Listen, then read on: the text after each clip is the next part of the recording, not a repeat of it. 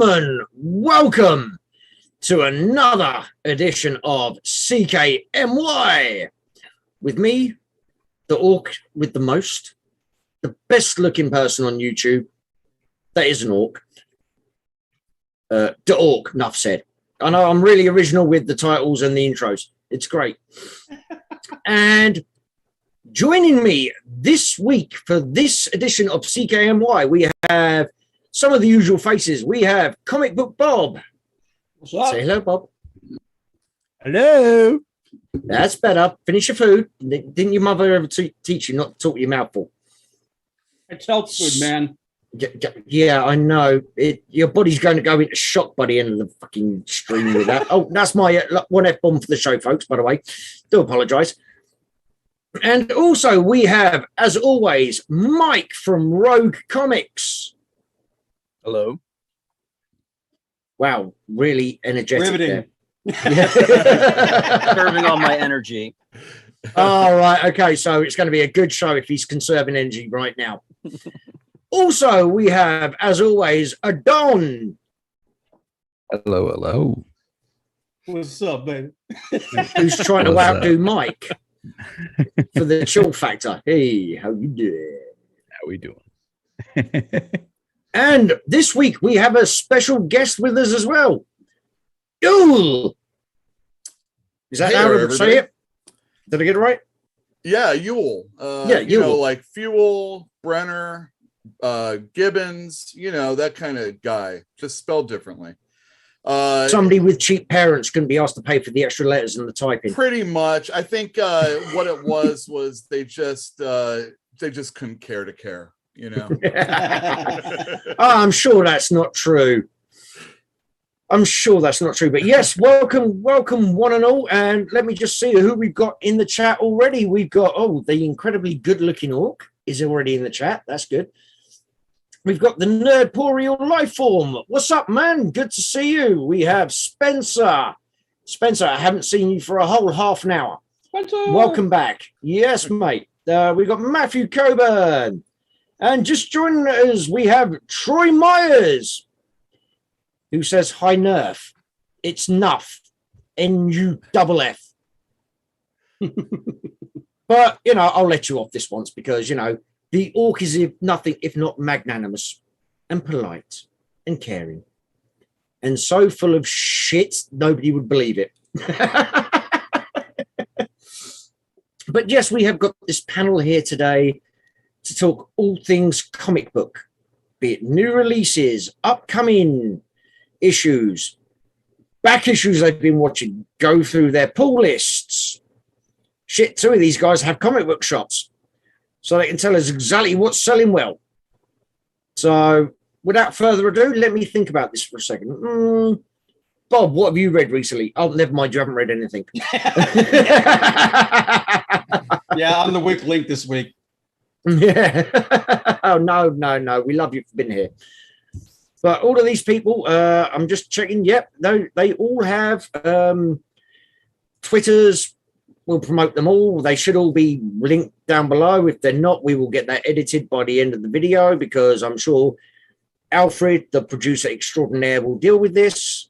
But yeah, and hello. Stormy's here for you, Bob, again. Woohoo! What's up, Stormy? But yes, so let's start things off. And before we go any further, by the way, haven't seen Suicide Squad yet. Be watching it tomorrow, so if you have seen it, no spoilers. If you haven't seen it, well, you can't talk. Like me. It's got Sparrow in it. I have heard And that. it's also got Stallone as a shark. Yeah, I'm really interested to see that now. Yeah, it's probably going to be one of his most challenging acting roles, let's be honest here. Completely. Yeah, he's got to play a shark, not an age side of beef. I haven't seen this much emotion from him since Rocky. It was incredible. Oh, which Rocky? Yeah. Rocky Not 4? right. Not right. If you can do it! All of them. Yeah, Oh, yeah. wow. Don't be talking shit about Rocky Any or IV. all. Okay. Hey, there's nothing wrong with Rocky 4. You damn It right. was Rocky 5 that was the major The problem. original cut, the one that he's planning on putting out where he cuts out the robot, I ain't got no time for that. Oh, the product placement. hell. That was like Rocky 3, wasn't it? Nope, 4. That was Rocky 4. Yeah, that was Rocky 4. Yeah. Yep. hmm Why is he doing the robot thing again? That was product placement. He had to get Paulie a companion. No, well, the reason he's taking it out is something stupid, right? It is, yeah. I don't know what it is, but yeah, it's stupid. Don't stop doing this. Stop Lucasing films. Just Yeah. Oh God. Yeah, Star Wars OG cut, fantastic. Star Wars first Lucas cut, added a little bit to it. By the time you get to re-release 75 or whatever it is, no, just stop. Just stop. People break DVDs. People lose them. You don't have to add new shit all the time just to give us something to buy. I mean, how many Blade Runner, how many versions have there been of that? You know, it's the same goddamn movie. I want to say there's like 4 different versions of the Blade Runner, because there was like the director's cut and then the uncut cut, or like unrated cut. And then there was like the ultimate cut. And there was the black and white one too, right? Yeah, there may have been. That was my producer, by the way, folks. That was not that me. came from the soul. That did. Yeah. I have no soul. What I do have is 2 crates of alcoholic beverages I'm working my way through. And it's 2:30 in the morning. You know. See? Dude. Yeah. I can't help it. I ate last night. Well, Friday night now. Oh, and Johnny's joined us in the chat as well. Yeah. Johnny's like, that's a lot of cuts. Yeah. Every time somebody says that's a lot of, I just hear Kung Pao in my head. That's a lot of nuts. Oh, God. I never watched that movie. never saw Kung Pao Enter the Fist. Nope. It's funny, man. It's never pretty had good. Never had a desire to see it. It's worth watching. It's worth watching. It's definitely on par of stupid comedy. They don't. There's nothing that's intentionally intelligent about it. But my They favorite deliberately part, make it that way. Well, okay. So no, it is intentional. Here we got Idiocracy right here. Where does it measure up compared to Idiocracy? Ooh. So that's difficult because Idiocracy Idiocracy had a more serious undertone to it. Exactly. They were kind of setting up the undertone to be a more serious film in this, where this one is like they literally took footage from another martial art film. No. They took footage from 2 martial arts films. Thank you. And then they superimposed themselves into it. And then just added a bunch of stuff. Like you have if you look at the trailer, you understand. But my favorite scene is when you hear Black Betty. Oh God!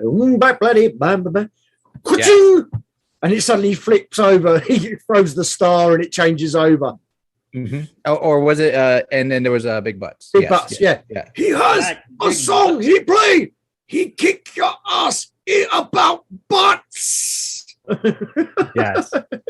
So Gian 556 is, can we talk about Bad Batch episode 15? Hell no. I haven't seen episodes 1 to 14. I haven't seen it. So yeah, no spoilers. So I can't spoil it for everybody here. So we cannot talk about it yet. But we can talk about some comics. Oh, damn. That's a good segue, Bob. Right. It's pretty good for Bob, actually. That is. I was shocked. Yeah, I don't do transitionary material, man. Let's just get in it. We've seen your shows, Bob. We've seen them.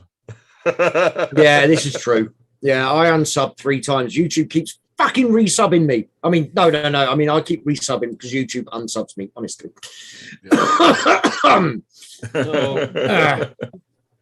But yeah, okay. Who wants to go first? I'd say, well, since we've got 2 comic book store owners here, let's ask, what has been the best-selling titles this week in both of your stores? Oh, shit. That's a good question. Well, why doesn't Mike go first? And I'm going to get actual numbers up right while we're talking. No. Mike does this because he knows what he's talking about. Good. You're making this up as you go, aren't you? I didn't get my books until an hour before I had to open up the store. Oh, dude, we had ours a day late, actually, also. Oh, wow. That's damn. Yeah, they came out on Thursday, which always messes up the... What was the reason behind that? There's never a reason these days, really. So yeah, that brings up a good question though for the two of you. Has that been something that you've noticed in the last year or so that postage has been getting more delayed as far as the business end goes? Yeah, Honestly, for me, no. I hate to say it because that. Where means are that you they're- located, may I ask? Connecticut. Oh, well, the East Coast is a lot better off than the West Coast, I think, when it comes to getting their comics. Oh yeah, I'm just like 3 states away from Maryland, so if Right. anything, drive down there and like give me my shit. Well, they used to have like a hub out here, at least on closer to the West Coast, if I remember correctly, but I think they closed that down. So at least reorders used to be a lot easier to get in. Is this boring, everybody? Sorry. No. No, dude. We literally go into these kind of Yeah, conversations. this is all about anything to do with comics. Okay, Well, well, Supply, demand. this is the way I mean, customers, I know how it is. You want your stuff, and I could have got it on Amazon and all this other stuff, but you're trying to like help out a comic book store and everything. But these things, and not only that, but since the pandemic, Diamond has changed their style of way they ship, and they have like all these extra categories, and then they took one of the main ones away, and I think it's just been real hell, and they've just try to figure out any way they could squeeze a couple more dimes out of you by either shipping stuff faster than you normally want it, or you have to do it that way now. You can't get it in the slow route. Like case in point, I want a back issue, and the only way to get it is if I get it from this one area, and it has to be done at it has to come quickly. And it didn't used to be that way. I could get it like over 2 weeks, so I could get it with my normal shipment. It wouldn't cost as much. And when the individual things cost more money, it's just like less likely I want to order them. You know what I mean? So at least it's better than Lunar, because Lunar, you can't order anything backstock. Well, I gotta let you know, I just throw those numbers in and hope they come in, and a lot of times they actually do. So, really? Yeah, it's because you're closer to them. I might be getting lucky in that regard for sure. Yeah, because I tried ordering. So you're closer to Diamond, Mike, and then you're closer to Lunar. Yeah, because when DC moved on, they had Lunar and DCBS, if I remember what it's called, and one was on the East Coast, one was on the West Coast, or closer to the West Coast, and the other one folded and it all went through Lunar, and yeah, I could see how it's going to screw you all up. You can't do any kind of back ordering with Lunar at all? Well, you can put, I see that the thing is back ordered and you don't have a real guarantee that you're going to get any one comic book, but I just put in the order and I hope I can get it. Some people don't, for whatever reason, get their comics, and that's that extra stuff that's still out there, and I get it probably first, like you said, Mike. And you guys were saying that Diamond is making it harder to get back issues? No, Lunar, for me, Lunar is. Okay. Yeah. It's just the style of shipping. So what I would normally do if I'm being cheap and I don't want to get something like within a few days, I will have it come in with an order, and that will be like 2 weeks later, and then the shipping is normal. It's not extra. And now the only way to get some things like back issues that are more immediate, like a Marvel, let's say the Avengers that came out this week, I need to get one because I under ordered. Well, now I have to do it on the order to make sure it comes out fast. There is no slow stuff anymore. And they charge accordingly. Exactly. So it's rough. And not only that, I don't know when some stuff is going to come in with a shipment and when something is going to come in quickly. It happens the way it does. Yep. That's interesting to me. No, seriously, I'm sure there's a way. I'm just a fool running a comic store. Because I just ordered a bunch of back issues for some stuff that I just started picking up, and I'm wondering if I just screwed my friggin' LCS. Well, if they don't have it, you didn't. But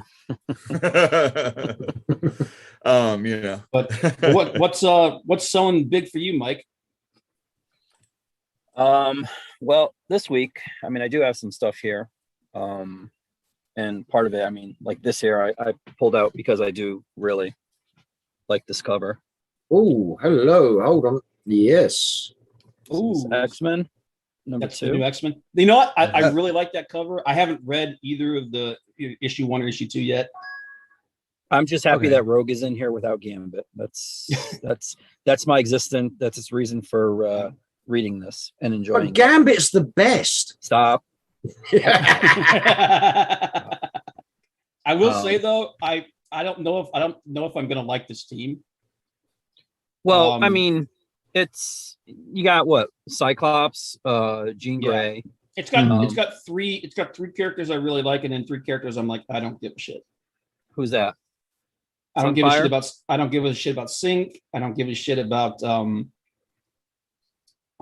what's her name? Is that Polaris? Is that Polaris? Polaris, yeah. man. Okay, Yeah. okay. So I thought that was Abigail Brand for a second.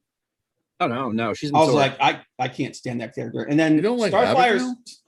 No, I hate that All character, right, dude. all right. She's boring as shit. But and Sunfire is kind of like, it's Sunfire, Yeah. man. It's like Yeah. he's there for a minute and then he just. Well, he'll be friggin- like, do something like super. I hate Americans. I mean, Yeah, and then just leave. Yeah, and then he'll be gone forever. So, but no, I haven't watched it yet, but I haven't read it yet. But it's good that I'm glad it's selling for you guys. And this. I do know that. Sinister War, is that really selling one? Oops. It is. Well, Spider-Man sells here. Okay. Oh, okay. Um, Yeah. That makes sense. Unfortunately, this issue, it's like Spencer took every single like storyline that he's been doing over the past 2-3 years and just crammed all of it into one issue. You'll literally overload on all the stuff that happens in here. Yeah. It's just it's there's a book called Nonstop Spider-Man. This should be called Nonstop because it literally assaults your senses. Yeah, I like the Nonstop Spider-Man book, but which is probably I think that's the last Spider-Man book I bought. I'm just not a fan of the what they're planning to do to him. It's like, are you really going to kill him again and put Ben Reilly in the friggin' suit again? Well, I mean, this is interesting because you have like there's literally 2 teams of like Sinister Sixes after him, Mhm. and I mean, Well, isn't it that I can't remember? So isn't it Like I like said, I haven't Sinister read it yet. dozen? you know, Well, they're Yeah, right. competing though. That's the problem. Yeah, isn't Yeah. they're fighting each other? They're fighting each other at the same time, right? Yeah, it's pretty crazy.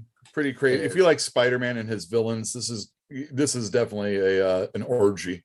and a lot of the classic villains too. Oh yeah. Yeah. Oh, okay. And Slide. Yeah. I Ooh, forgot about Slide? that. Yeah. Slide, yeah. He's that doctor that steals stuff. Yeah, Ooh. yeah.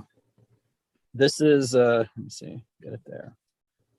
This is by Matthew Rosenberg. It's a Joker thing. The art in here looks really good, but I have not had a chance to read this yet. And this is the book I wanted to read.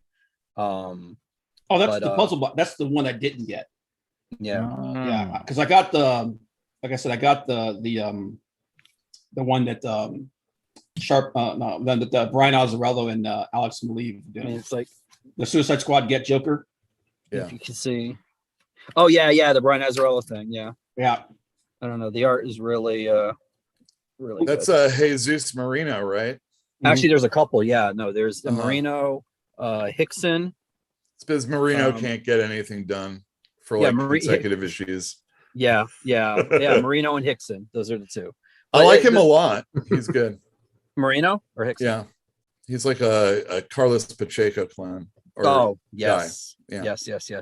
yeah. Absolutely. And this has Tom Rainey artwork, so I will like this, but Yep. I selected this because of the cover. Oh, the Green Lantern. Yes. Mhm. Yeah, that's another one Really? that I passed on this week. Sometimes I really hate when they do good covers because then I feel compelled to, and I'm like, you could just download this as a JPEG. Like you don't need it, but I just can't. I can't stop What's the it. So, authenticity? you know, I know. It's actually holding it, and yeah. It's little pieces of artwork that you can't,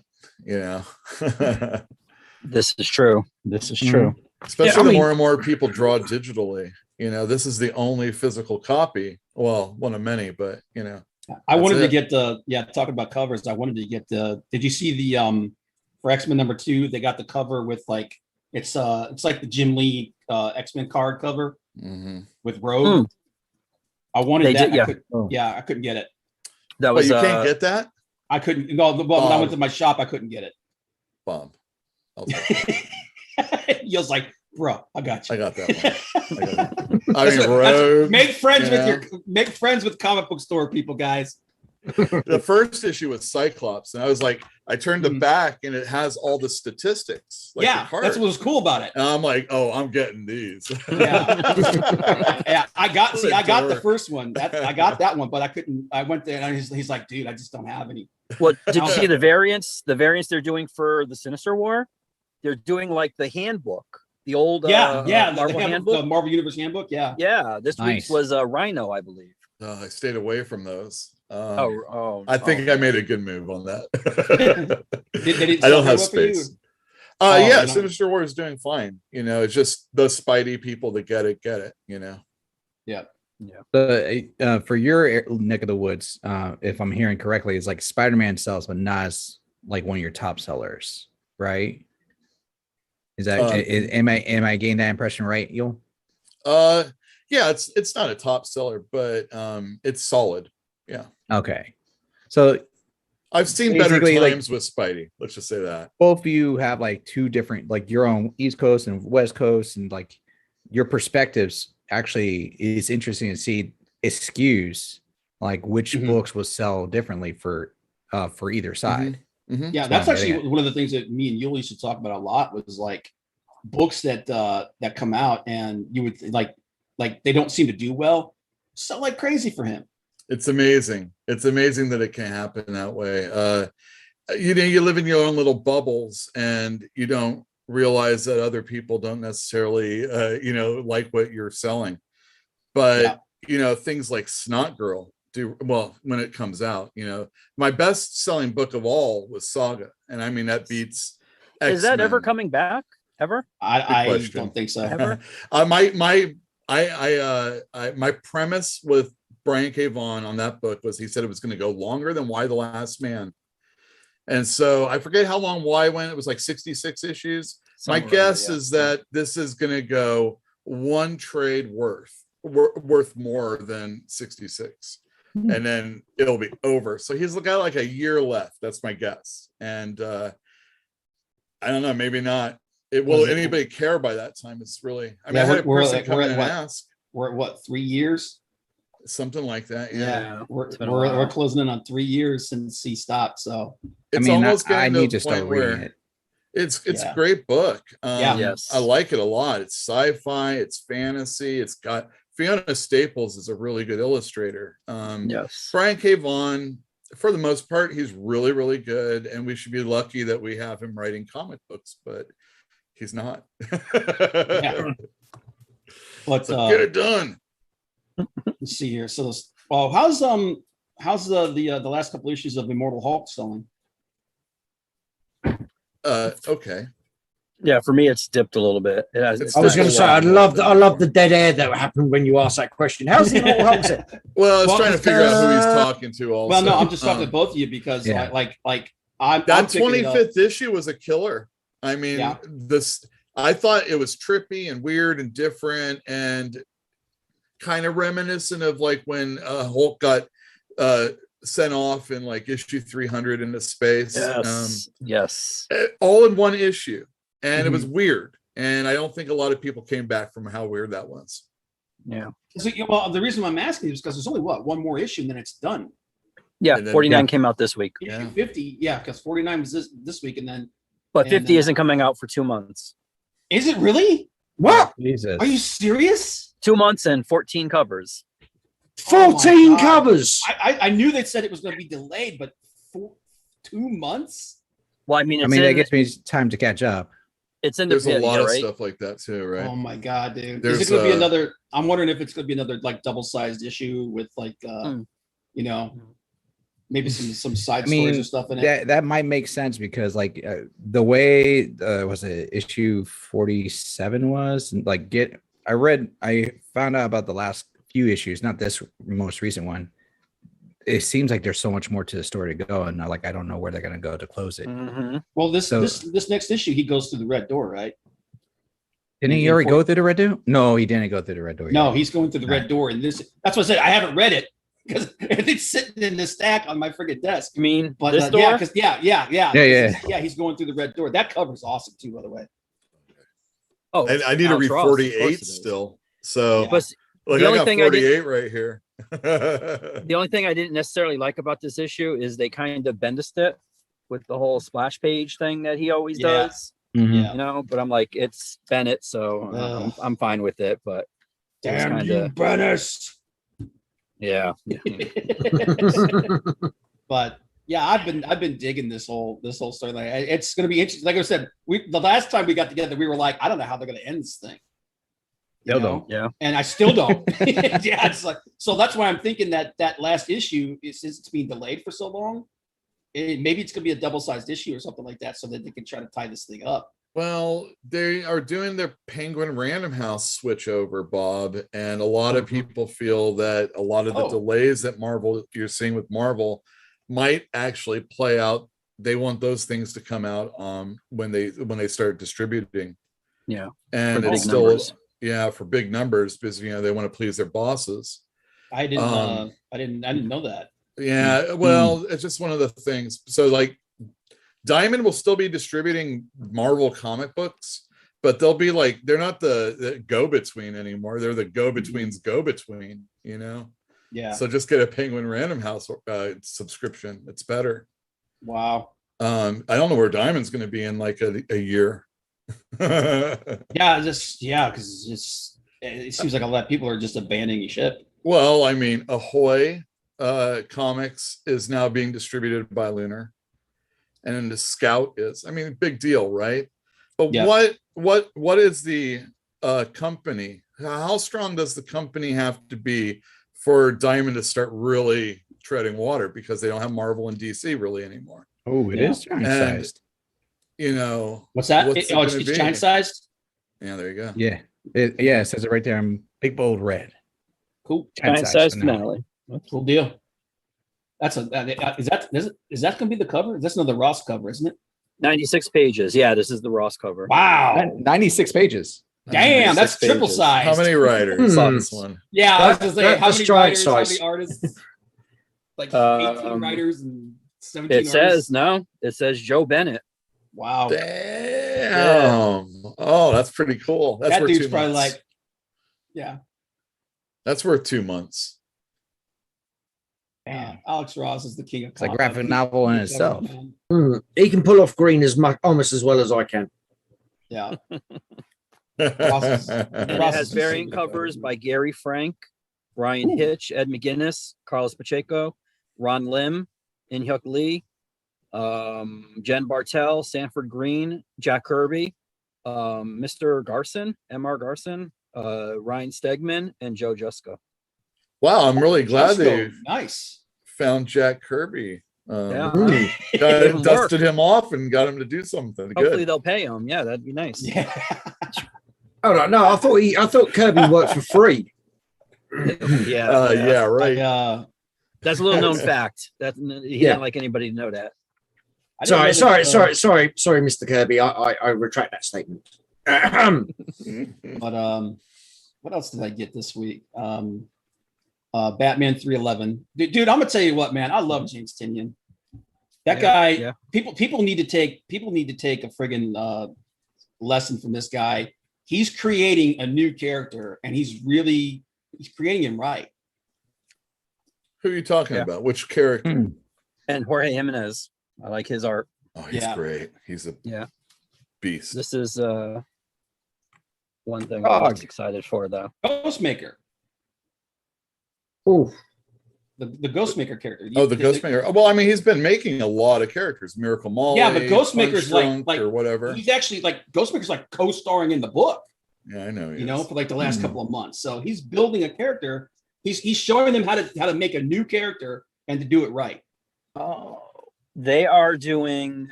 You know how like they do. They have a theme with variant covers for the month. Mm-hmm. Apparently, this month is Marvel Masterpieces by Joe Jusko month. Nice. Yeah, that's right. Yeah. I was wondering. So it's not a new Jusko cover. It's like one of the old cards or something. Right. Yeah. The Masterpieces. Dude, if it's the Hulk, do you have the picture of it? Well, which one? I mean, they've shown it. The Hulk. The one for the Hulk. Was it Hulk one? Yeah, because I wonder if it's the Hulk the Hulk card he did for the first Marvel Masterpieces. Oh. Oh no, it's the Hulk versus Thing. Yeah, can you see it? Oh yeah, that one's nice. Yeah. Oh yeah. Yeah, because that the first Marvel masterpieces that he did, I love that. I actually had a poster of that thing. I love that card. That's pretty cool. Nice. Nice. What else did I get this week? I'm hoping this Tom Taylor is the same one from DC, because if that's the case, then this should be a good book. But sometimes he doesn't always translate to Marvel. Yeah. Dude, that's a nice piece. But I did enjoy Nightwing is really good, despite the thing with his sister or whatever. And I did enjoy Superman, even though I know there were people out there that were peeved that John is his own person and isn't Clark with Truth, Justice, and the American Way.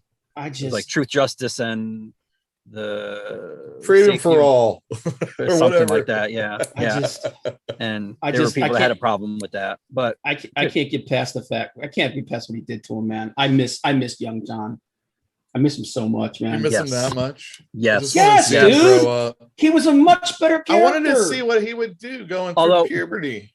Did you read Superman? Did you read the number one? Not that one yet. No, I did not. No. I think you saw it. What is it? Superman, Son of Kal-El? Is that what you're talking about? Yes. I just bought it today. Yes. Yeah. See, like you put young John on the cover. Like, God damn it, man. Damien is in there though, and the conversation they have is really good. I haven't read it yet, but it looks like it's going to be a fascinating read. But like I just opened it up and it looks like older man Superman. Okay, I feel conflicted. I did. Yeah. Stop starting the book in the middle. I know, right? I just, it's like when Bendis, like, he gave his explanation to people why he did that. I was like, he's like, I wanted to see what Lois and Clark would do when they were robbed of those years. I'm like, dude, you robbed us of those years too. Like, shut the hell up, man. You just did it because you didn't want to write a little kid. You wanted to write an angsty teenager. Well, he had to get the Legion going, right? Yeah, I was like, the Legion. No, I don't like that either. That actually brings me into an interesting thing. Have any of you guys read? I haven't read it yet. Superman and the Authority #1. Yeah, I read that. I did. Yeah, because dude. I like the Authority. I love the Authority back in the day. He does not fit with that team. It's not what you think, Bob. I mean, it would hold on. Breaking news. Bob thinks. Dude, it's like these guys know, man. Like the Authority are like, they are not the Justice League. So the whole issue, Bob, is Superman and Manchester Black, dude. Like that's it. In the Fortress of Solitude. I love that issue. It's so interesting, and Superman's so different, and I think it's obviously a different Earth or something like that. And the art too. Is it Michael Janin? So this is not Earth Prime then. I don't think it is. There was some. I think there were some historical things that would lead you to believe that also. But so it's more like an Elseworlds book. Could be. Okay, so that's with DC doesn't matter. It doesn't. They have not anymore. Not since they did the whole friggin' New 52 and everything. Right, like there's a planet where Superman's Russian and stuff like that.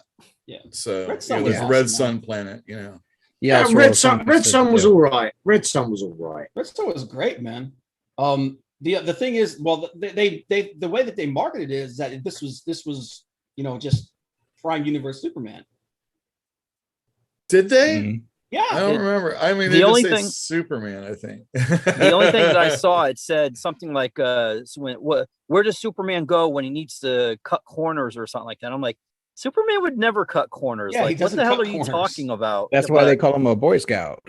Yeah, but clearly. Also, he doesn't have to cut corner because he'll just walk straight through that bitch. True too. Well, that happens also. The thing is we find out why Superman might need to do that, and that's a thing. Yeah. Okay. I love it. I thought it was a great issue. Now that we're talking about it, cool. I bought it. I bought it, so I'm hoping it's good. Yeah, but Bob, you're a disappointment to us because you haven't read any of them. Dude, like I said, I read two. I sold out of it. I didn't think I would. I didn't think anybody cared about the Authority or Superman, but clearly I was wrong. Did I love the old Authority books, man? Well, that's where, like in my story, a Grant Morrison sells a book no matter what. You know? So even if it's Superman, nobody's like, I mean, I'm not selling like droves of, a ton of comics to like droves of people, like I used to. But there's, multiple factors. But as far as like what is really selling well, Grant Morrison sells well. His Green Lantern did well for me. His Superman, I knew the numbers were going to be really good and I was going to sell them. And I was happy about that. Cool. So Superman the Authority is a good seller then. Yeah, for me it is. Yeah. What about you, Mike? I sold out. You said you sold out. So okay. Cool. Well, I'm glad I didn't waste my money on something that was going to suck. It's good creators on that. But so there's 2 books that I picked up, and I want to know how they're selling for both of you guys. Actually, there's 3. Batman Reptilian. How's that selling for you guys? It's doing well. It has the, it's one of those things, man. You got a Batman book, you got detective book, you've got Batman Urban Adventures, Batman Black and White, you've got Batman 0 Point, Front, whatever that is, Fortnite. You've got Batman Reptilian, you've got Legends Batman and Superman, you got now Legends of the Dark Knight, you've got all the offshoots that are Batman books, whether it be Catwoman or, Justice League, on and on and on. And, Reptilian does well for us, but it would do better if it was like only the 3rd Batman book, it would do a lot better. And it's a shame because that's a book that probably would be like, very high. Batman the Detective, another book that I really, really like and does well for us, but it could be doing a lot better if we would just space this stuff out, not flood the market with so much Batman stuff all the time. But that seems to be DC's thing. You think they're going to the web? Sorry, can I ask you a quick question, guys? Yeah. Bear in mind, my comic book knowledge was the 80s, early 90s primarily, and I haven't picked up a proper book in, apart from things like 2000 AD, the Judge Dredd Chronicles, where they've been releasing them all, and I've been picking those up where I can. Superman selling well. Do you think that has anything to do with like the popularity of the Superman and Lois TV series? Well, I call it TV. Was it CW or whatever it's on? Yeah, it's a TV series, which is a much better show than I thought it was going to be. Yeah, because CW is normally shit. But do you think that could have had something to do with it? Not the ones that are doing well for me.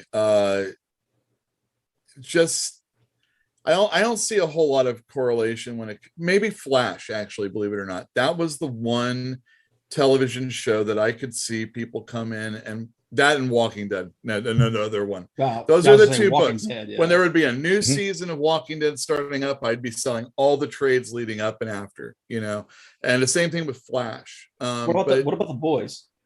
Invincible not for really. me. A little bit, but not really. There you go. What about Invincible? Invincible, I'm selling the big compendiums now, but it's not like everybody's coming in for it. Okay. That's interesting. I used to sell Invincible really well. I might have burnt out the area. I couldn't sell the comic. They came out with the quarter. Yeah, I think it was the quarter issue. It was like 118, 125, something like that for a quarter. I sold 3. It was a quarter. So when Kirkman started, he was doing all that Battle Pope stuff.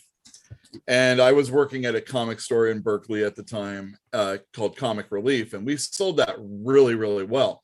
So we actually knew that he was doing Walking Dead. We had his name attached to it, We still didn't order, like something that we would eventually order it, but we ordered bigger numbers than normal stores did, just because we knew and liked his stuff. But Walking Dead, man.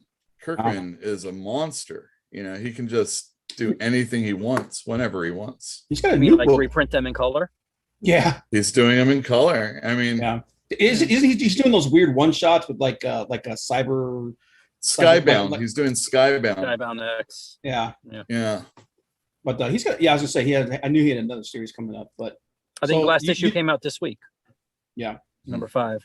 So you think that when it comes to Batman, you think they've gone to the well too just too Well, often? I mean, you can only sell so much of the same thing.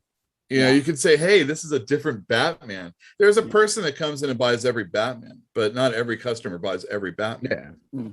I mean, that's like me with the X-Men. Like I'll go in, I'll get Way of the X-Men, but I skip all the other X-Men titles because I'm like, I can't follow all of them. Well, see, but I agree with what you're saying, but I disagree in some aspects because, like, yes, there are. I mean, I have like 2 shelves of Batshit over there, but like there are. If you do like different, if the versions are different enough, like you could be, well, you know what? I like the animated series, so let me buy The Adventure Continues, or you know, I like Legend of the Dark Knight, or you know, I just want an anthology with like short stories. I could just so there is something to be said for oversaturation, but if it's something that's different enough, like Batman Detective, it's Batman Overseas, like, you know, I mean, I agree that, you know, come up with new shit, but also, I mean, you know, just try doing different things, you know, and then maybe Batman the Detective is like, that's my Batman book that I'm actually enjoying more than almost any of the others other than Batman proper. That's why I asked about Reptilian, because it's a very different take from him, you know. But see, for me, that should be like a prestige book, and by that I don't mean like the format of the comic. I mean, like, you got Garth Ennis on there, like, that's a book. Like, Garth Ennis and Liam Sharp, dude. I mean, damn. Yeah, you know, but it just seems like, oh yeah, here's another Bat book, whatever. There's probably like there was 2 big time creator books this week with Get Joker with Azzarello and Maleev, and then Reptilian with Liam Sharp and Garth Ennis. I was like, holy crap, dude. Yeah. Actually, no, there was I can't believe that Bendis allowed Maleev to go work with somebody else. Oh, I know. Yeah. Well, dude, you know, the only thing there was another big book that came out with, which was X-Men Legends number 5. And with Peter David. I was so hoping he was gonna nice. That's awesome, dude. That's a God, I love his art so much. But I was so hoping he would get Larry Stroman for that book, man. That would have been because that was my X Factor run that he had. That was my X Factor, man. Because I'm a huge I'm not a big fan of Cyclops. I love friggin' Havoc. And that was the first book where they actually made Havoc not be like a second fiddle to his brother. I love Gambit. Well, I used to be like an X Factor fan, so when Havoc was on X Factor, I was a big fan of that. And Stroman's art was so dynamic. Dude, he's so good. I mean, don't get me wrong, man. Todd, I always mess up his name. Tom Nock. Oh, Todd Nock, yeah. Yeah, don't get me wrong, he's great. I love the dude. He's a really good artist. But Larry Stroman brought a feel to that book. You know, like he made a stupid character like Strong Guy, like Guido. Okay. Problem with Guido, man. What's up with that? He made a goofy character like Guido cool, man. But I'm also a big Wolfsbane fan, and I loved how she was in that book because she was just a badass. Yeah. But that was another big book for me this week, man. Like, are the Legends books still selling really well, or the Legacy? X-Men Legends. Yeah, it's doing okay. It's one of those things, you know. You got a really cool creator on this, and someone from the past, but it doesn't tie into what's going on today, or it's not something that's going to be continuing on in the series. So, you know, there's a few things to hang your hat on when it comes to like wanting to buy it, but not everybody that's buying X-Men is going to necessarily buy that stuff. So you think the Guild's off the lily for that? It's still a good series. I mean, I can't wait till Claremont comes on. That's going to be wild. And if they could ever score or are willing to score like John Byrne, holy cow! Wow. Could you imagine? What about Silvestri? You know, there's a lot of people that could be on that book that would be neat. Or Jim Lee. That'll never happen, dude. If that happened, man, I would friggin' like, I would not to be crude, but I'd probably friggin' bust a nut. Wait, you're not trying to be crude. Yeah, but no, man. Like, and there's a lot of stories that they could like story threads that were left hanging that they could do. But yeah, dude, I was really really into that book. Here's a book that I picked up, and I'm sorry. Before you go on, Yep. Need to address a couple of people in the chat because people are asking questions and all the rest of it. Go for it. Our good friend Paul over at Halogen Helix has not so much asked the question as had just posted a statement. Gambit is the boss. Such a great character. I think he might be trolling somebody in the panel. I'm not sure who. And you know what, Paul? Alex Kurtzman is the greatest thing to happen to Star Trek. Oh, fuck off! Bro. By the way, foul, man. Party foul. By the way, bro. Paul, I'll send you forever. I'm gonna have to send you a DM. I'm gonna send you a DM over Discord in the next few days. That's something that's coming up next month. But that's beside the point. Why'd you do that, man? Because Mike's a heartless bastard. You didn't have to go. His soul is empty because he does not like Gambit. He needs to allow Gambit into his life so he can be fulfilled. But anyway, also, sorry, guys. Sorry. 1556 asks, question. I've been wanting to make a bunch of comic books. I'm going to have to paraphrase here because of the grammar. Wanting to make a bunch of comic books, and I want to know how. What I want to know is how will your comic book get recognized when somebody sees your book? Good question. You mean like from like all the other books that are out there? Like yeah, I'm assuming he means he wants to start making a comic book. He wants to know somehow any tricks to make it more distinctive, make it pop from the shelves. How to get your book to be noticed? Yeah. I got an idea. Become successful in something else and then do a comic book. like make a YouTube channel or something, man. I meant like, win an Olympic medal. Oh yeah. Oh really? Save a life. Make a comment about fight in a war. Like start an Only Orcs account. There you go. Be an actress who was big on a TV show that everybody hated. There you go. Daenerys Targaryen. Exactly. A mom whose superpower is her menstruation. Yeah, but not been funny. I saw that one, and as I pointed out to people to begin when that came up, Mystery Men did that 20 plus years ago. Yeah. Hi, I'm the PMS Avenger. I work 4 days a week, and they're not arguing about it. You know, well, that's because Bob Burden's the genius, and we don't respect him enough in comic books.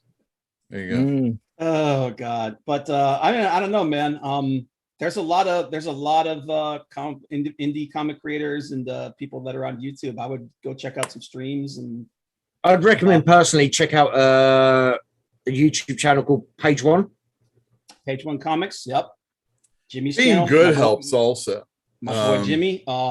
Just try to cultivate and just try to cultivate some relationships with some creators and figure out what they do. Or bring it to a convention. Yeah. I was gonna say, like, I've bought comics at conventions that like get them started, and I do like that cover. And I've gotten books. I paid for the books and everything. There was one time I was in cosplay. My brother and his girlfriend was in cosplay at the time, and they just liked how they were dressed up. Nothing against me. It's just their style was more towards what they were looking for. But they're like, come back like later in the day and we'll have something for her. And they drew her on the back page of one of the books. Nice. And then that sold. They're like, okay, we're gonna buy this. And it turned out to be a really cool book too. And I bought the book before they even did anything, but I was like, that's actually really cool that they did that. Yeah, that's cool. Yeah, and conventions are a great way. Once conventions open back up, that's a great way to go out there and market yourself. My buddy, it depends on your area. Like we have, I just got back from a convention last week. Yeah, my buddy Mike Watson, he's a indie comic creator, man, and he just does the indie circuit, and that's how he gets his books out there and everything. And he's slowly building himself up over the last 4 or 5 years. So that's probably the best piece of advice anybody here has given is just go to conventions, man, and talk to people. It's all about the grind. It's all about the grind, really, isn't it? Yeah, it is. You got comic stores in your area, you distribute them. Guys like Adrian Tomine, who did Optic Nerve and is now in the New Yorker, You know, he did all of that. He did small independents in Berkeley, Dane Clowes, 8-Ball, and Ghost World, and all this other stuff. He's the same way, basically. Eastman and Laird. You know? Yeah, I mean, original TMNT guys. You never know when it's going to happen either, and you show the book to the right person, and there you go. And just plug away. But like I said, get to know your comic stores and distribute that way.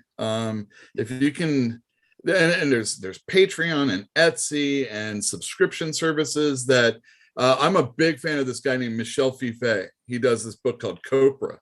He's been doing it all himself. He letters and writes and draws and colors, and he sends it out. And he has like an Etsy store, and he has people on his Patreon, and then he has a subscription. He knows how many that he's going to be selling all the time, and he does it to the stores also. But it's just gotten to the point where he has a really good little thing going for himself, and it doesn't have to be big. What are your expectations also? Yeah, that's probably one of the biggest elements there is your expectations. Yeah. But like going to the comic book store thing, that's a really good idea too, because I know the 2 comic book stores that are in my general area that I go to, they basically have a deal with anybody who brings in comics. They say, like, no, can I put my stuff on your shelf? And it's like a 75-25 split. Oh, really? Right? Yeah. They're good. They're all about you. You never know, dude. They may end up making a relationship with the next big thing. Right. So I knew Mike would be going away for a second. He'll be back in a second. But I think he has some kind of like relationship with somebody. Yes, like that. mate. Yes. Yeah.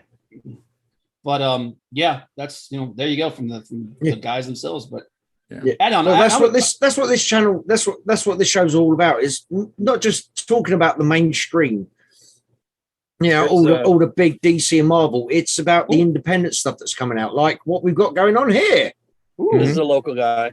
He lives in Fairfield, which is one city over. Broken Land. Broken Land, yeah. Whoa, that looks cool. That's really good, man. And I don't know, the printer is in Detroit. I don't know what their name is, but the books that he gets printed, it's like really quality stuff. It's not like that is amazing. Can you see? Cool, can I see? That's like one of my favorite things when I go to conventions is picking up these unknown books. That's a nice cover, dude. Oh wow, I like that one. Yeah, I think you shown us Spectro before, but I was gonna say I think you showed this to that once before. This was there's a consortium of Hispanic artists and writers and stuff like that. This is the first thing. Yes. But yeah, so if somebody comes in and is like, hey, can I put this here or whatever? I'm like, yeah, sure. I have the space for it, Yeah. And then, like I said, then there's always the crowdfunding route too, man, because it's never been easier to make a comic. Yeah, definitely. Today. But Adan, I was going to ask you, man. You and me being the comic book consumers, the buyers here. I've been throwing out all these books that I'm getting. What have you been picking up? Well, I've been gone for a while, so I've been just stacking. You've been stacking, like you're doing the same thing I do, but you got an excuse. Yes, I do. So I got like the first 4 issues of Basilisk. So this is issue number 1. I'm not grabbing the other 3 because that's gonna be a while. I haven't had a chance to read it. Yeah, but I've been going through a big craze of like Boom Studios lately. Okay, and the other covers look sick too. Yeah, that was one of the ones that was kind of on my radar, but I was waiting to see if anybody read it and if it's any good. Big Trouble in Little China. Yes, Jack Burton, baby.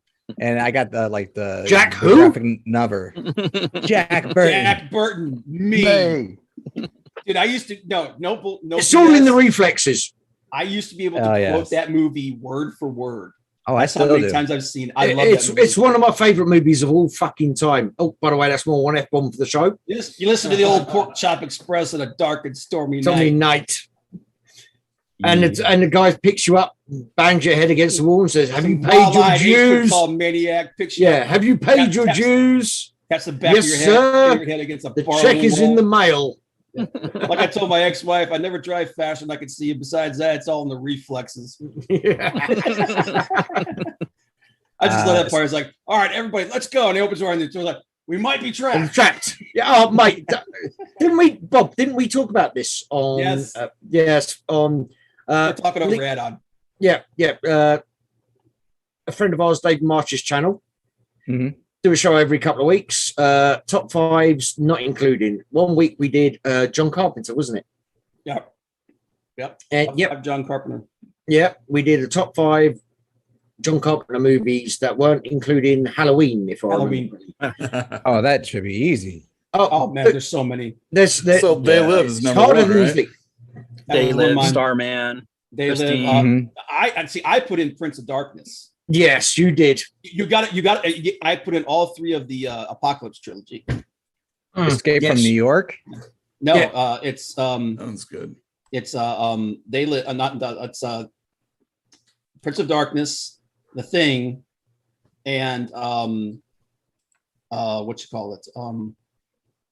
My brain doesn't want to work right now. What do you mean right now? Ghost of John Mars. Ghost of Mars. Yeah. You like Ghost of Mars? Those that was actually it's a better movie than people think it is. It is. It is. Are you It is. sure? I watched it too. No, Ghost from Mars is basically a shot-for-shot remake from the original Assault on Precinct 13. Yeah.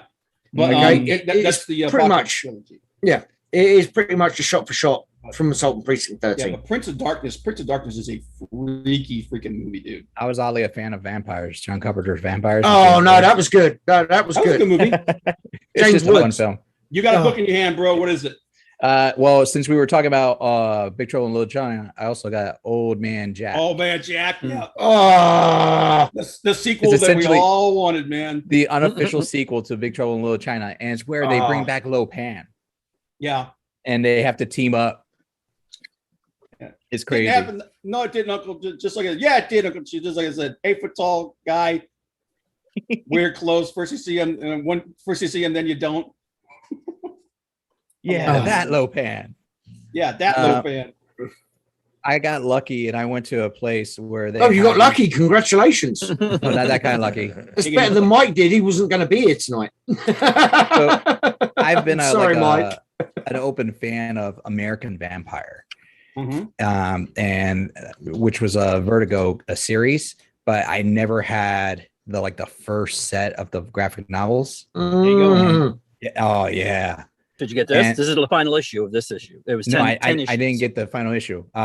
So that was one of the few series that I had digitally, and then I went to a place and I was able to start getting the graphic novels. So I got the first 5 graphic novels. I had graphic novels 6 and 7 already at home, and then I got now 1 through 8.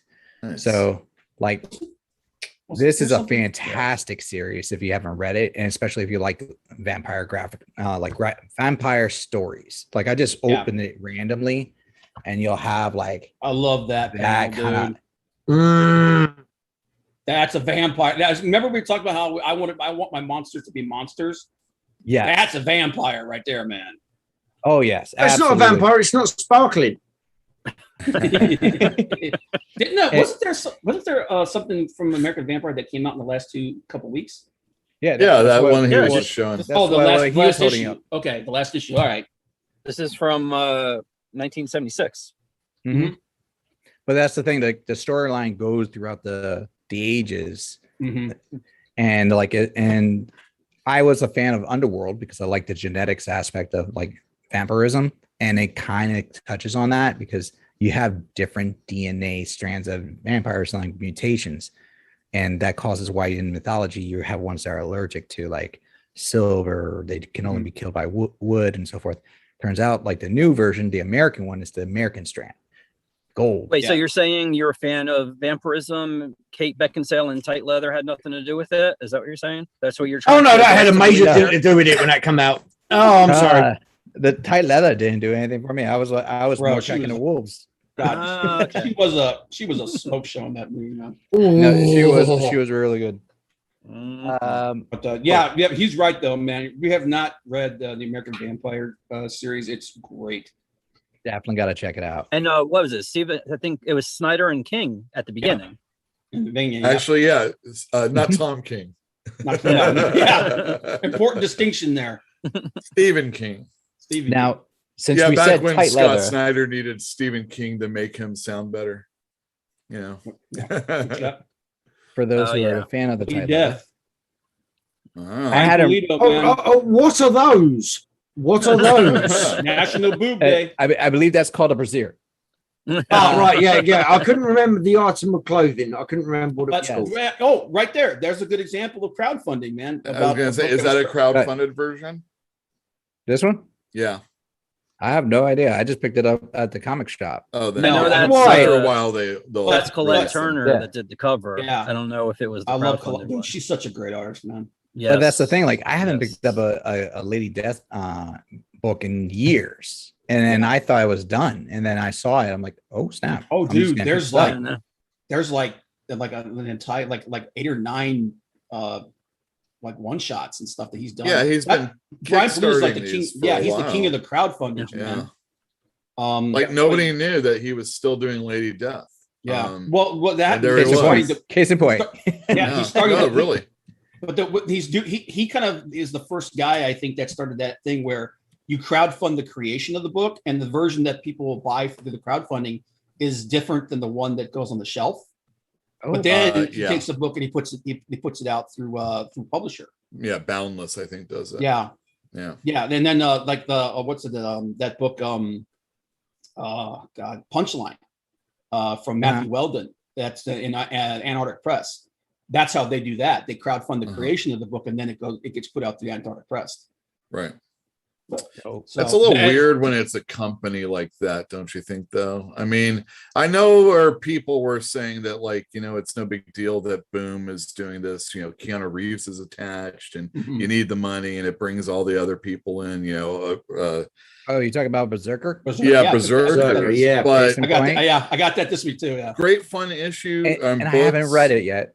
Oh, it's excellent. I love it. But here they crowdfunded like $500,000, and little crowdfunding people are like trying to get. No. I thought Berserker actually took over from Cyberfrog as the biggest. I can't remember whether it was Kickstarter or Indiegogo, whatever it was. I don't think it took it over, but it was one of the probably one of the they top did 10s. get in like an insane amount back. It did. It was like, Dude, I remember watching whatever it was the last few hours.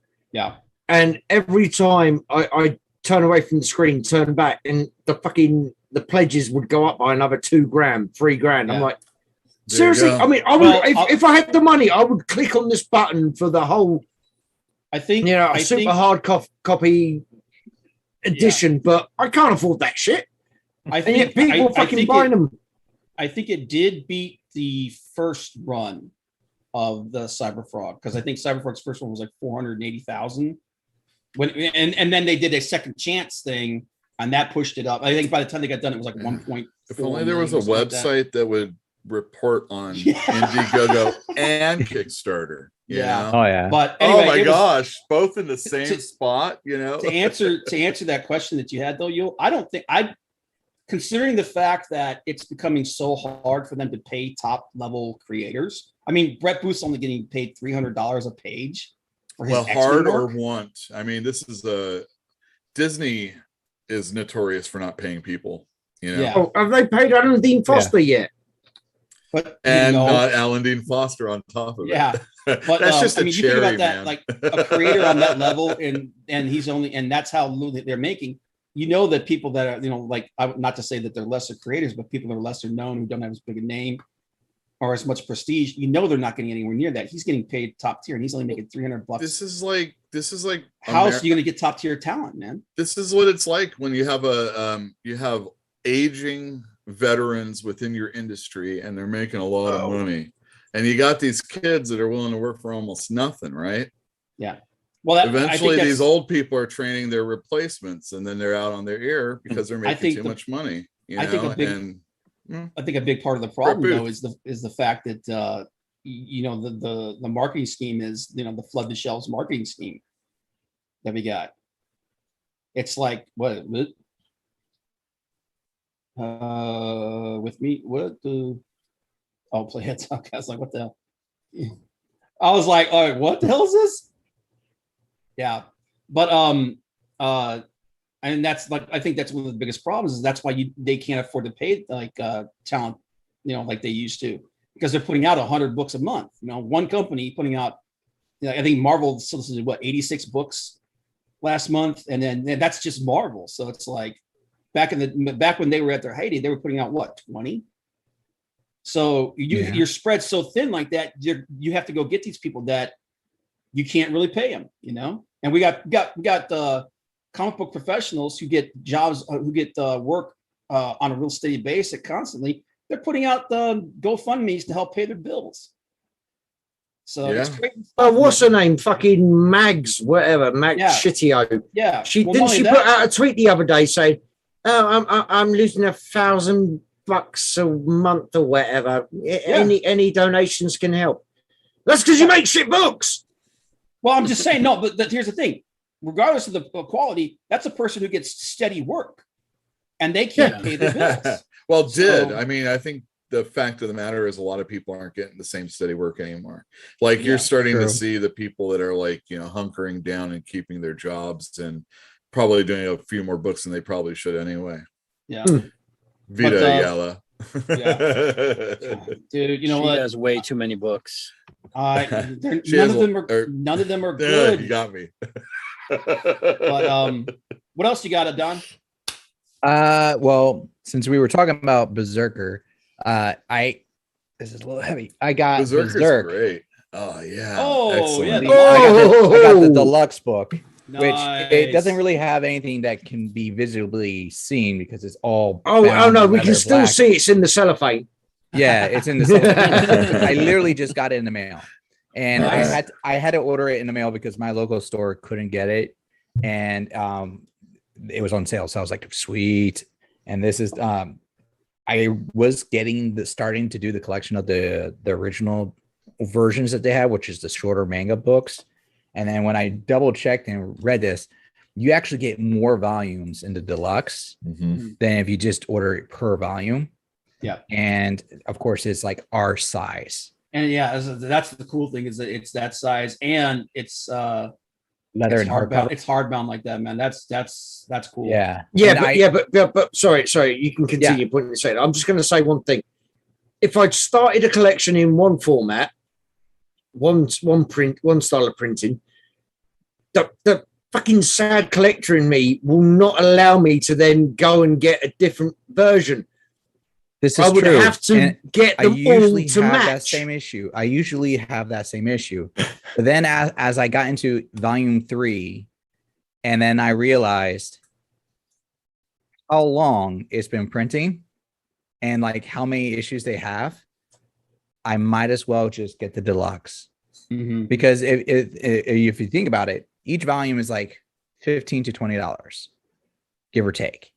And then the deluxe, like that deluxe was like $30, $40 at most. And it will hold all 3 volumes I just got in there, if not or more. So I'm actually saving more money and getting more out of it. Well, when you get it at that price, though, when you get it at cover price, it's like 60. Actually, most of the ones I found were like 50 at most. Oh, really? That's good. I'm still saving. Sometimes when your inner collector will have to take a back seat, but like, nah, I'm saving more. And it's a better this will look good on a bookshelf. Let's be honest. It looked good on the bookshelf. Oh, and by the way, Johnny Cage in the chat says any number over 0 is way too many books for her. But that's just my opinion. Matter of fact, they just announced that they're going to do, I think, the chapter 364. For the Berserk, that I think it was his last chapter. They are going to release it and have some notes that were written to by the artist or written to the artist or something like that. So they will release the last chapter. They have to, man. Well, even at that, it's like it's still heartbreaking because I know that last chapter is not technically the last chapter. It's just the last chapter he could do. Yeah, but like I said, wow. Sorry, hold on. Sorry, just looked it up on Kickstarter. Berserker made 1.447212. Yeah, 1,447,212. Damn. I believe it. It was like I said, it was right there.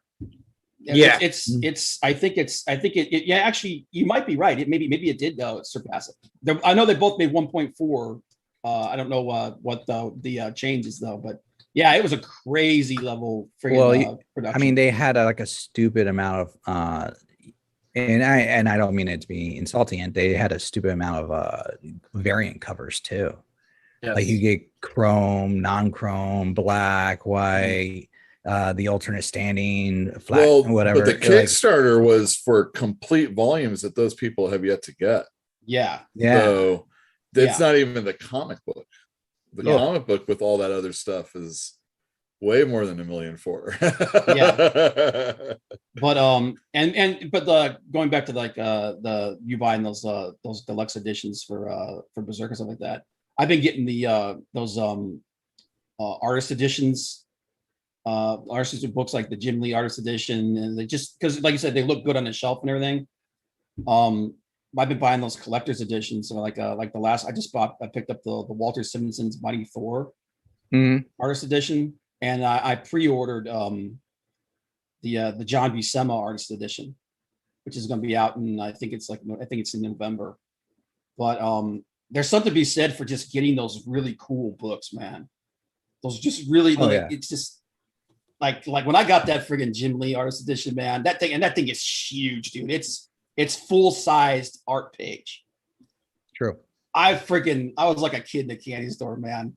I showed that to everybody. I was like, God, look how cool this is.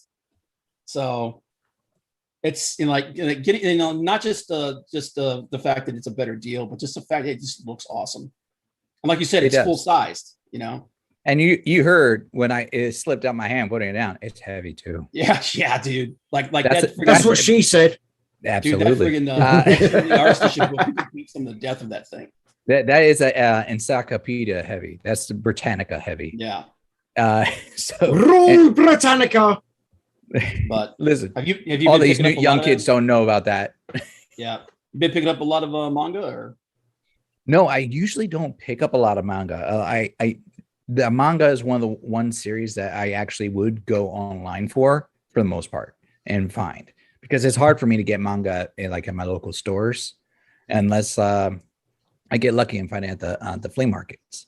And I used to, when in my younger days, in the heyday, I used to go out we had a place called Merlin Comics, and I used to go there, and there I would find manga. And it was like in the very back corner on the floor.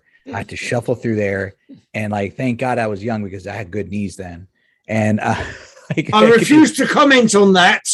I was fishing. We've seen your backyard. Now we know how you afforded it. And then and I would just spend a good solid 2 hours just shuffling through and finding manga. I found Bao, Guyver, Lycanthrope, Akira's, and I found Guyver. Oh, still love Guyver. And I think they're still doing Guyver too, which is so funny. There's a new series that they started doing, I think. Yeah. Guilty pleasure. I just actually watched Guyver Dark Hero last night. Oh, the second movie? Oh, the second one, yeah. Movie. Yeah. Arguably better. The one where the fighting was actually dope. Yeah. I mean, the first one had Mark Hamill in it. Come on. Oh, 10 minutes. Yeah. But in the UK, Guyver 1 was actually called Neutronics. When it was released in the UK, the film was called Neutronics. Dude, the best part of that movie is JJ Boom Boom watched it. The jiving ting. And he goes Dynamite or something like that. Dynamite, yeah. And at the very end of the fucking film, he's there looking like the fucking gremlin on steroids with a fag hanging out of his mouth, and the fucking FBI agent's That movie was a train wreck. It was awesome. It was a train wreck, and one of the best scenes, also with him as the creature, when he jumps in and the girl screams, he's like, "Oh shit!" It's like, "Yeah, shit. Sorry. And they're on set for a movie, and I'm like, "Wow, that broke the." That was the third wall gone there. Yeah. But no, I mean, I had I think I've said this before. I had the original manga Guyver cartoon series. Yep. On VHS. It was a 12-part series, and you only got 2 episodes for videotape. No. Yes. It was one episode per videotape in the UK. It was only 12. It was only 12 video. No, in the US, in the they UK, broke in it the down UK. to two. Yeah. Yeah, That's but what the I'm same saying, thing- hold same on. thing with- No, it was literally 12 videos. Yeah. It was like the first half, one episode per video.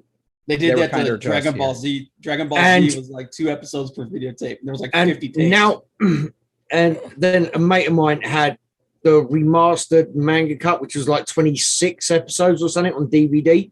Mhm. Yeah. I have yet to buy that yet, but I That's pretty really dope. need to. You can watch it. Oh, On no, Hulu. it's great. I've watched it. I've seen it. I borrowed it as Oh. DVD. But also, I need to get back into Bleach because Man, when I it comes could to never- I've only got the first 5 seasons of Bleach on DVD, which is what, up to about Oof. 100 episode 120 or something. When there's I, like 500. I stopped with Bleach because the filler. I got lost with the filler. Yeah, the- same it was- Yeah, I've got a couple of the movies as well, but Yeah, I made it through the first season, and then after that, I was like, man, I'm done. no, I like Bleach. yeah. No, it's fun, but What else did you get this week, man? Okay, so off camera we did mention this. I read Curse. This was another Boom Studios series. I'm gonna have to check And- it out. Richie. Yeah. Yeah, and this came out in like 2014, and I like this. I actually read this one and I enjoyed it. It's like just a short synopsis on the back. A man who will do anything to save his son with leukemia, but the cost of treatment has broken him financially, and he pursues an elusive murderer in the wilderness in a small rural community, hoping to secure a substantial bounty. Confronted with something he never could have expected, a werewolf. I'll leave it at that. Ooh. Yes. Is that what was the movie based off of that? You mean the one with Yeah, with Christina Ricci, the really bad one. no, Okay, I was no gonna say, it's damn. nothing like the Okay, I'm just, but you know how like sometimes they'll the titles. claim it, Yeah, they'll claim it based off a movie, and it's like nothing. Book is nothing like it. well, if it is, they tore up that story because nothing that had other than there's a werewolf, there's nothing similar. Yeah. This I saw and I was just really interested in Genlock, Heard and that.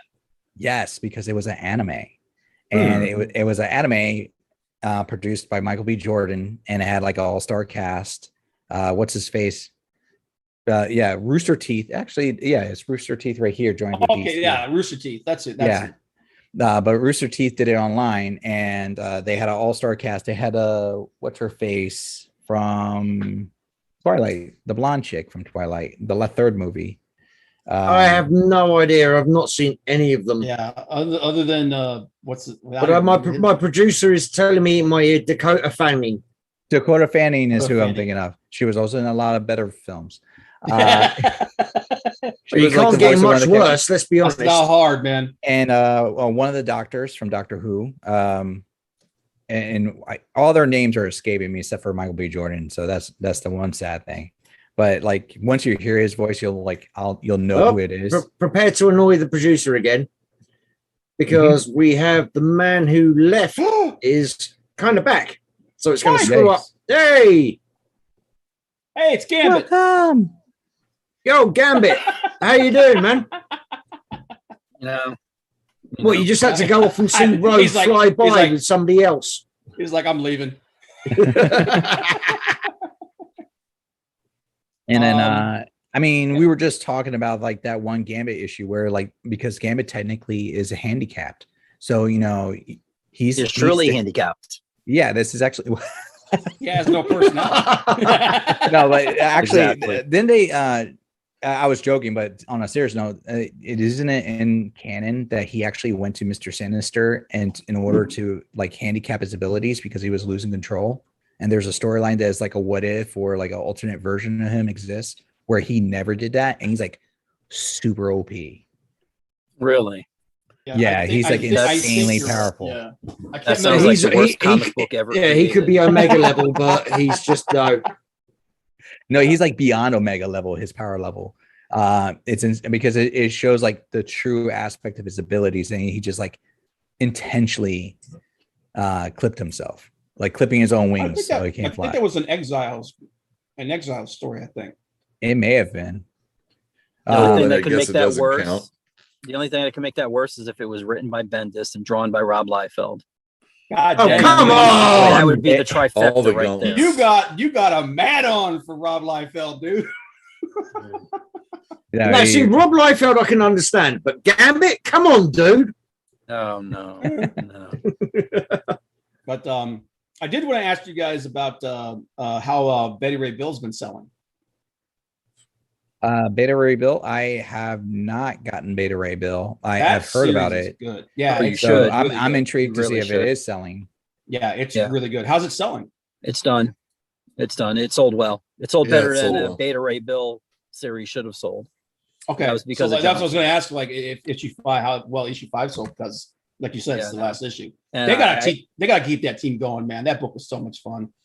he tweeted like it was before issue 5 came out. And he's like, "Oh, issue 5 just went to the printers or something like that or whatever." And I said, "So when's volume 2 come out or something like that?" He didn't answer me though, but he liked the post. Yeah. So I'm hoping there's a volume 2. It'd be nice. Something, you know, let him do something else. I mean, because it was really, really good. It was so much fun, man. And Yes. I've always loved Bill. And It when was they good. when that's actually one of the few things during what's his name run on Thor. My brain doesn't want to work again. Jason Aaron. Simonson? No, Simonson. I thought I was No. going to say Taika Waititi.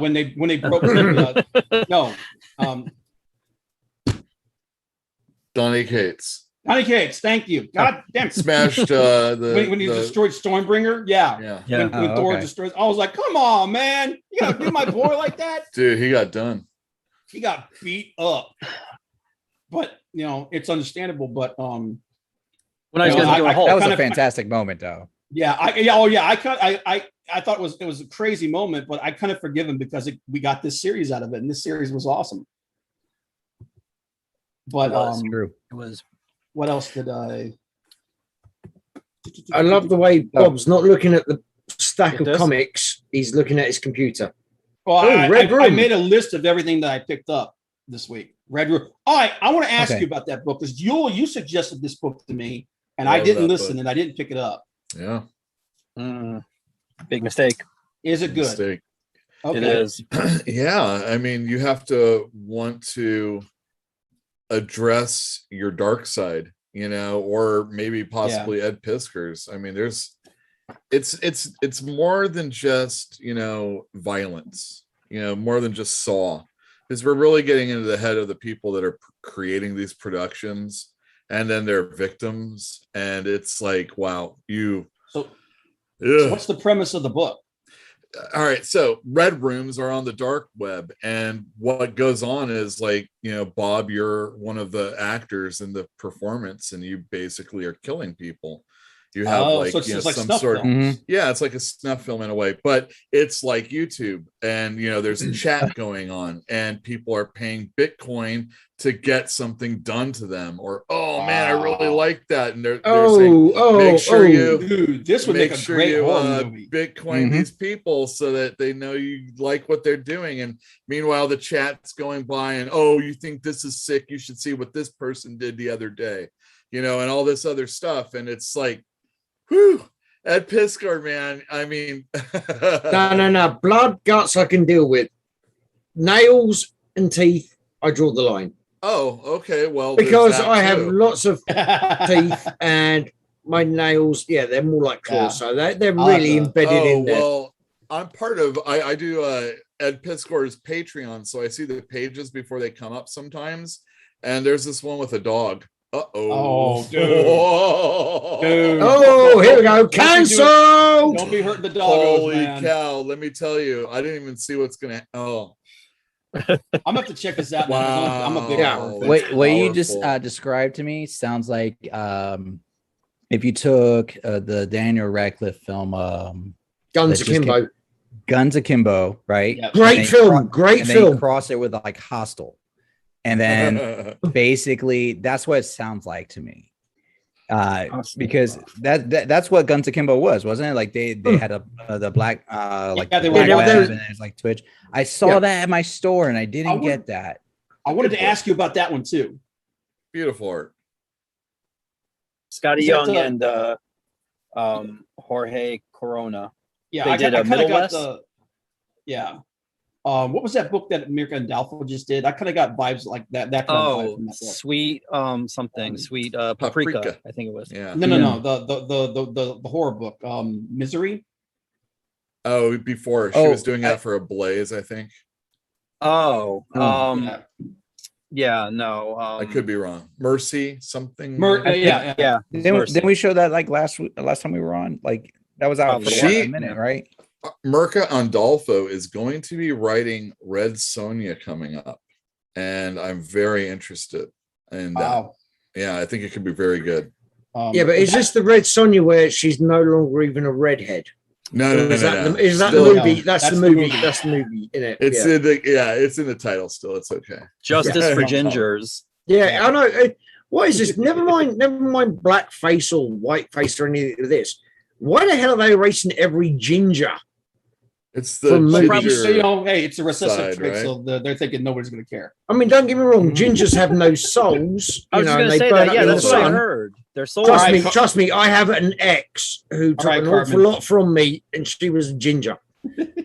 So I'm not bitter and twisted at all. So she can burn in the sun all she likes. But why is it in general they're swapping all the gingers out? They creep people out, right? Oh my god. Yeah, this is true. I'm not going to argue against that, but come on. I'm just joking. I've got plenty of friends that have red hair and fair skin. I mean, this is they why just I like don't anime. come out. Like anime, they all have like platinum we're talking about blonde, blue vampires, hair right? and stuff like that. Yeah. What? Oh, so speaking of horror comics, I haven't been picking it up, but I loved Swamp Thing back in the day. How's the new series? Is it any good? It's the Swamp Thing. Yeah. So yeah, this one just came out this week. It lately. Yeah. Is it like a horror comic? Is it like back to the horror roots, or is it something else? The art is by Mike Perkins. I haven't read it. That's a great cover in a while. By the way, fuck you, James. Sorry, carry on. It's supposed to be good, but I just don't know. Yeah. It's not Alec Holland anymore, apparently. That's I mean, I have a problem with that. Look, really? there is. I mean, it will go back to Alec Holland at one point. That's what comics do. Yeah. Swamp Thing. Speaking of which, I was a fan of the series. Swamp Thing is crossing over with Suicide Squad. The live action. No, the comics. The comic, yeah. I'm not. I got an issue with that. I don't like Swamp Thing in superhero stories.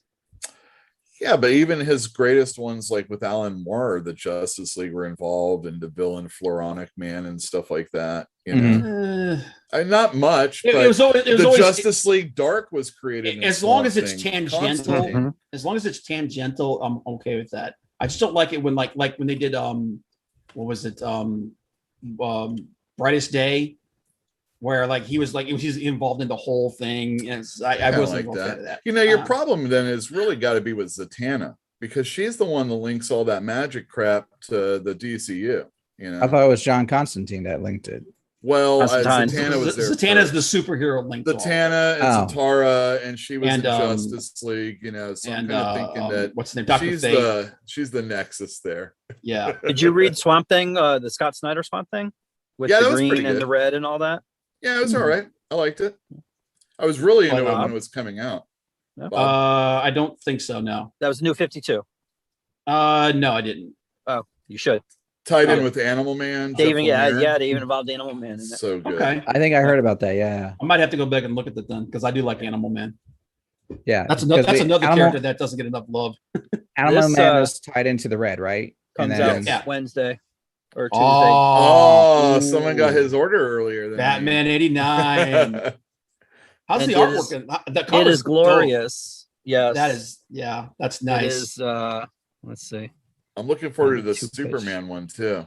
Yes. Is it? They're doing the Superman. It's the Donner Superman, isn't it? Yeah, 78. Yeah, 78. Yeah. And Venditti just doing the writing. Are they doing a Wonder Woman one too? Probably will.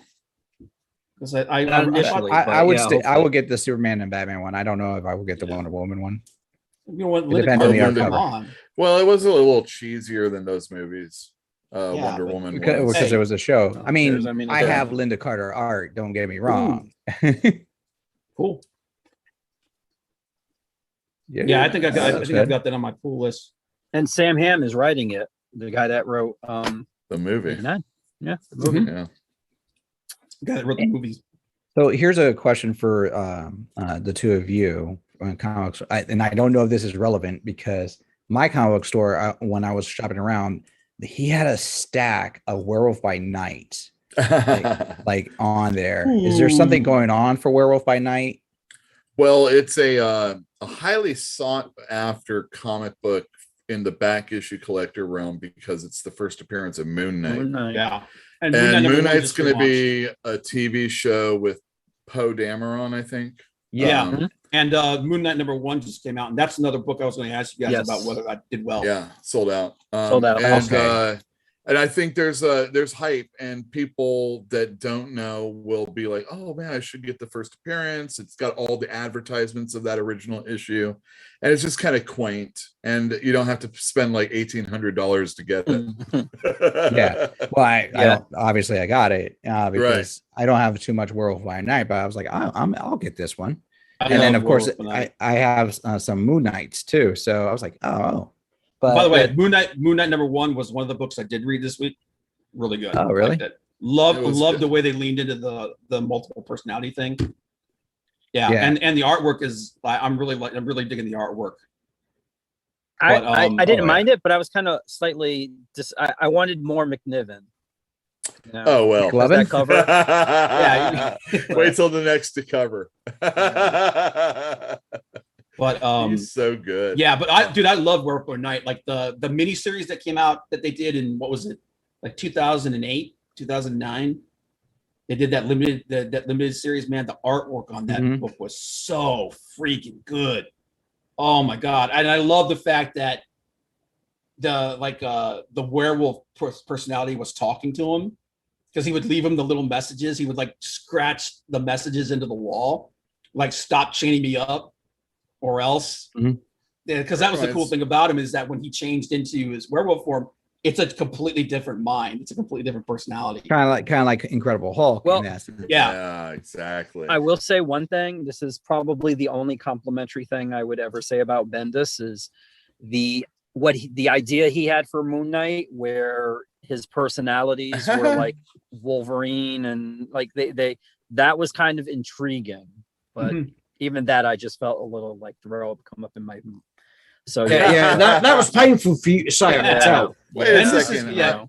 you feel about Bendis the way I feel about what's his name, Michael Bay. So Did you wait. never read Michael Powers? Bay was great up until no, he 2007. wasn't. No, he wasn't. You didn't like Oh, Bad come Boys? on, The Rock.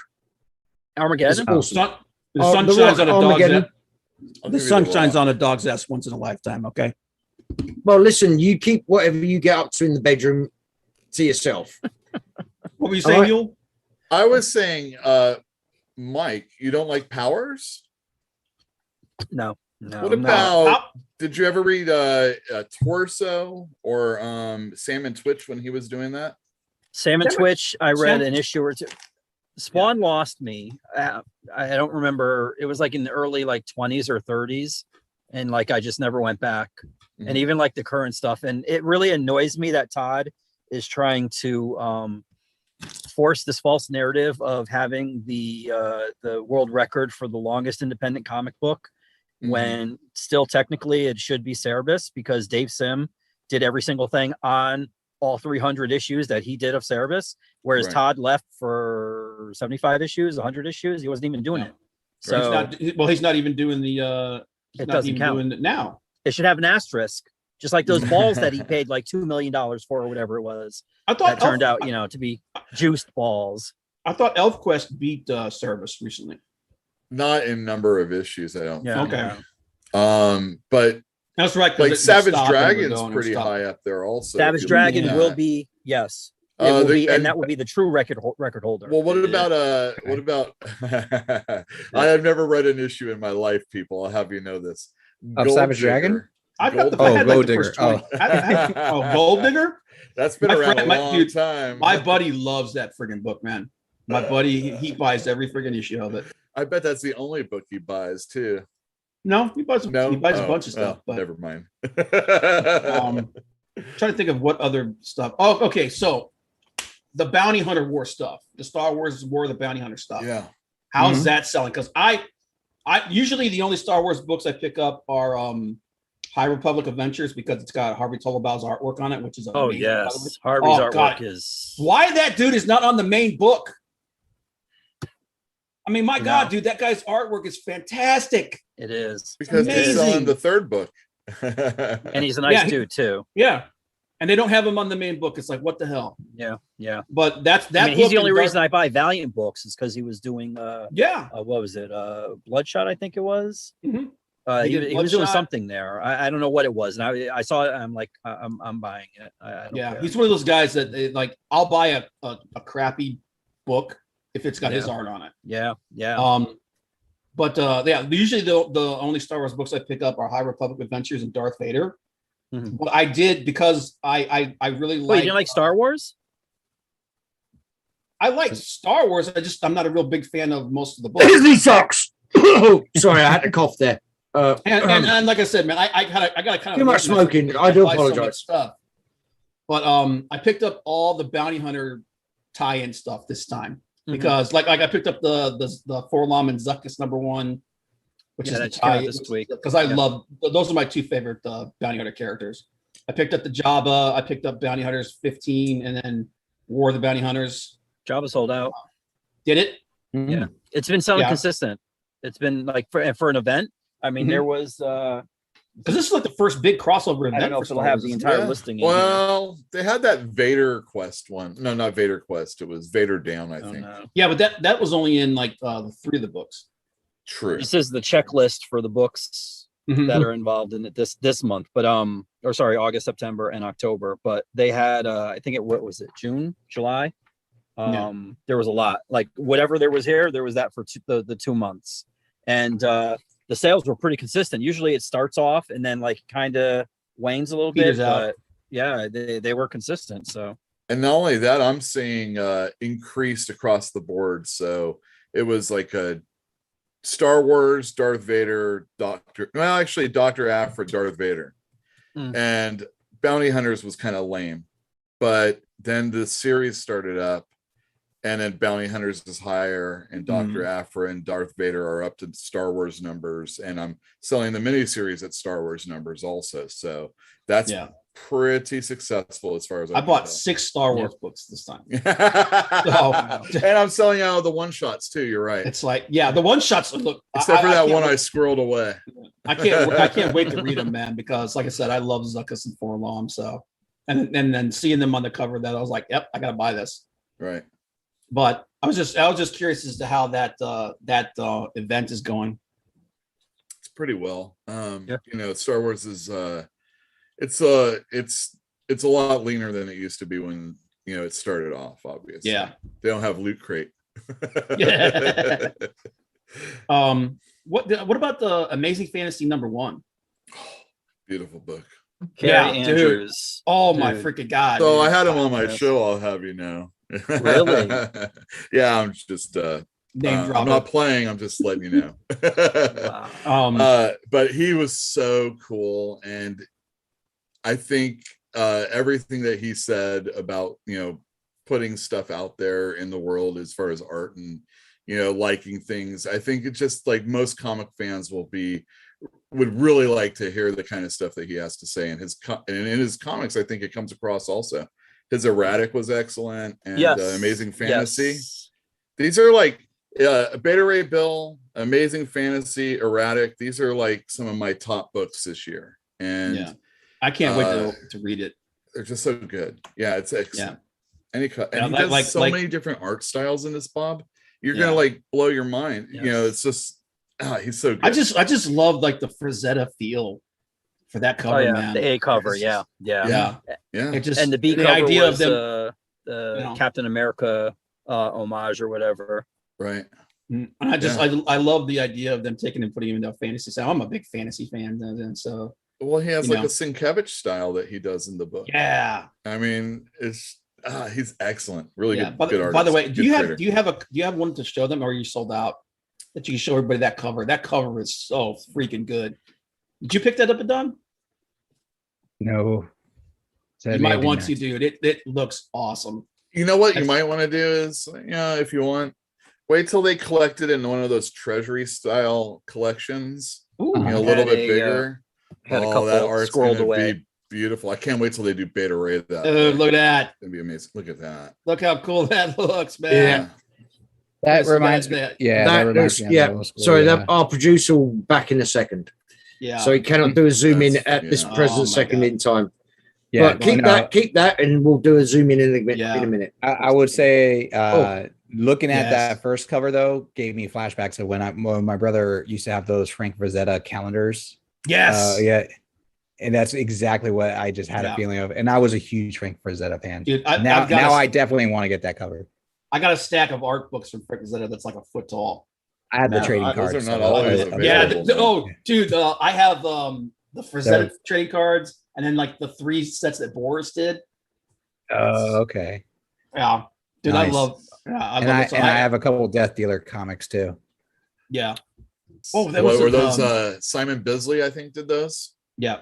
Maybe Uh, or later No, on, if it's it was Bisley and Image. Sharp. I think it was Mhm. Bisley and Sharp together. Yeah, and then the Image does it also, so I forget. That's when Stephen Niles wrote it, I think. But I was thinking the Barotic ones. Yeah. But Nonetheless, Death Dealer. yeah. Yeah. Well, That was Yeah. before. That was before Spawn, wasn't it? Death Dealer. Pardon me? No, it was right after the Image stuff, which when Barotic came out. Oh yeah. Yeah. Yeah, it's all around that same time though. The Danzig Yeah. stuff, right? Mhm. Yep. Yeah. But what was another? There's 2 other books. So the Milestone relaunch stuff. Okay. How's that selling? I haven't bought any of that, by the way. Like, and I knew they did relaunch it. I bought Static was the best. I bought Not Static surprised. #1, and I bought Icon and Rocket. Yeah. How are those things selling? I mean, And it's that like makes sense. Icon would be because then they Like that. talk about wanting to do an Icon movie or something like that. Yeah. Well, they should. I've said a few Oh, and see- times. Let me say Yeah. something about Suicide Squad. I'm not going to spoil it or anything. No when you- spoilers. When you see Suicide Squad, they all die. I mean, but other than that, when you see Suicide Squad, you will see a reason why they should stop with this race swapping shit. Because Idris Elba takes a D-list character and completely and totally elevates the hell out of him. I've this heard is he's what- bloody great in it. He Dude, is Bloodsport is such a nothing character in the comics, man. at all. Like, I can't even Which- like. I mean, I that- don't that's think he- true. Like, I don't even remember Bloodsport in the comics. Yeah. He was an issue. I think it was 2 of Superman. Oh, the John Byrne Superman. Bloodsport 4. Yeah, 4? I Okay. remember him. Oh, I remember the Van Damme movie. He's nothing. that was Was the he- best Did too. they try to do something? They tried to do something with Bloodsport in the I mean, he was the black Young in the Justice, comics. the Young Justice animated show. They tried to make Bloodsport was Cheshire and Artemis's dad. Oh or no, something. You're thinking of the game guy. That wasn't Bloodsport. Game, that Game was, Master. Game Master. Games Master. Game Master. That's who you're Okay. thinking of. That is Okay. actually a different character. Yeah, yeah. And no, Bloodsport is like I just pulled up his wiki. He is like his own independent Oh character. yeah, he's like a D-list guy. yeah, Terrible, but he terrible. yeah, you're right. He is a D-list But guy. Like, Idris Elba, like I pulled up the literally, like picture. Yeah. this is yeah. he's a Well, joke. it's He's a Idris joke. Elba, man. It's he Yeah. can Idris do Elba. anything.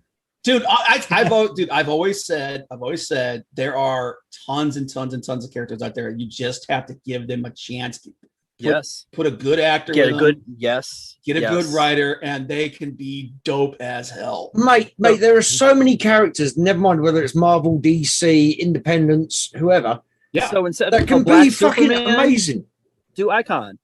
He's Yeah, Superman-esque. Mhm. You know, Remember when they did the crossover between Milestone and the Justice League back in like 2006, 2007? Yeah. And I thought that story, that crossover is so good. I'm reading that thing going, this is going to be the coolest book of all time if they bring them out and to do this with them. Like that scene where Icon is sitting outside with Superman, and they're like because they set the whole thing up, and they made it look like Icon took Superman out of the fight, and really they're just standing out there. It's like, so how you been? He's like, oh, I've been all right. So they're like, it's like you realize that he's on the same level as Superman. Like you got a character that's got that much power, and they have similar background, and they're just like talking back and forth, like guys like that would. And it was just a cool moment. In DC's defense, kind of, sort of, like Milestone had like legal problems. Yeah, I know. With that, so that's probably why they didn't, but they should now. I mean, they can do it now, and they should. And by the way, that Ed Benes artwork on that Justice League run, that's the best his art has ever looked.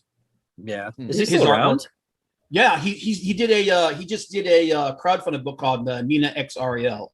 Oh, really? Yeah, and he does he'll occasionally do like a cover or something like that for like Dynamite or even DC. I think he just recently did a cover. Really? But they're not. Yeah, but he's another one of those guys that he doesn't. See, look. This is a true comic book shop owner. He knows exactly where everything is, and he goes straight to it to show it off. As opposed Hardware is coming out this week. Hardware is coming out on Wednesday. Yeah, but I haven't had a chance to read it. So, but yeah, I mean, if you guys want to see some amazing artwork and you want to see the Milestone characters done, it really cool.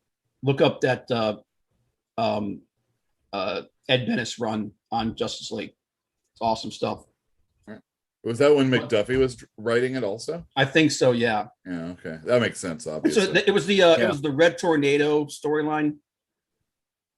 Maybe that was Meltzer still. That was Meltzer. No, you're right. It was Meltzer. Okay. It was Meltzer. Does McDuffie come? The funny thing is, I remember that McDuffie run, and everybody was just like, they were really into him at the time. Justice League Unlimited was doing really well, and then he went and did Justice League, and it was okay. And then he wrote Fantastic Four for like a minute, and it was just like, gotta get back on the cartoon. What do you guys think about? The goofiness of the end of Doom's wedding, the whole Doom's wedding storyline from Fantastic Four? Oh, I haven't so read it stupid. Yet. Wait, what are you talking about? What happened? I gotta know now. I have no idea what's happening. Yes, Dr. Doom, who is like the most above it character, he doesn't do this kind of thing. He got mad. He basically was embarrassed by Johnny Cage because Johnny Storm. Johnny Cage, really? No, Bob, you get embarrassed by Johnny Cage. He was embarrassed by Johnny Storm because Johnny Storm had a previous relationship with his bride. Yeah, but he was the night before. Yeah, who's his bride? Doom was so it's his. Here's the thing, though. His squire, so to speak. Yeah, basically Johnny Storm had a liaison with his bride the night before. As he was proposing to her through hologram or something like that. And Johnny's here's the thing, underneath the bed, and she's all, "Oh, this will be the greatest thing ever." And then Johnny has to be all he's in a rom-com and let Dr. Doom know that he was he screwed his lady, Yeah. But and then whoa. And I gotta say it's been pretty funny. Now what Doom does to him in retaliation is cool. Yeah. But this is not something that Doom would do. Doom would just be like, "Yeah, I don't care." Well, just getting married. It's Dr. Doom, dude. He might have an end Dr. game. Doom. He might have an end trying to game. unite his people, through yes, marriage. but Doom is above. Doom's above this kind of thing. But he wants to rule his now people. him doing that to Johnny. Doom is also a person that doesn't care for disrespect. That's true. That's true. What was it in the War of Kings? I think it was. Yeah.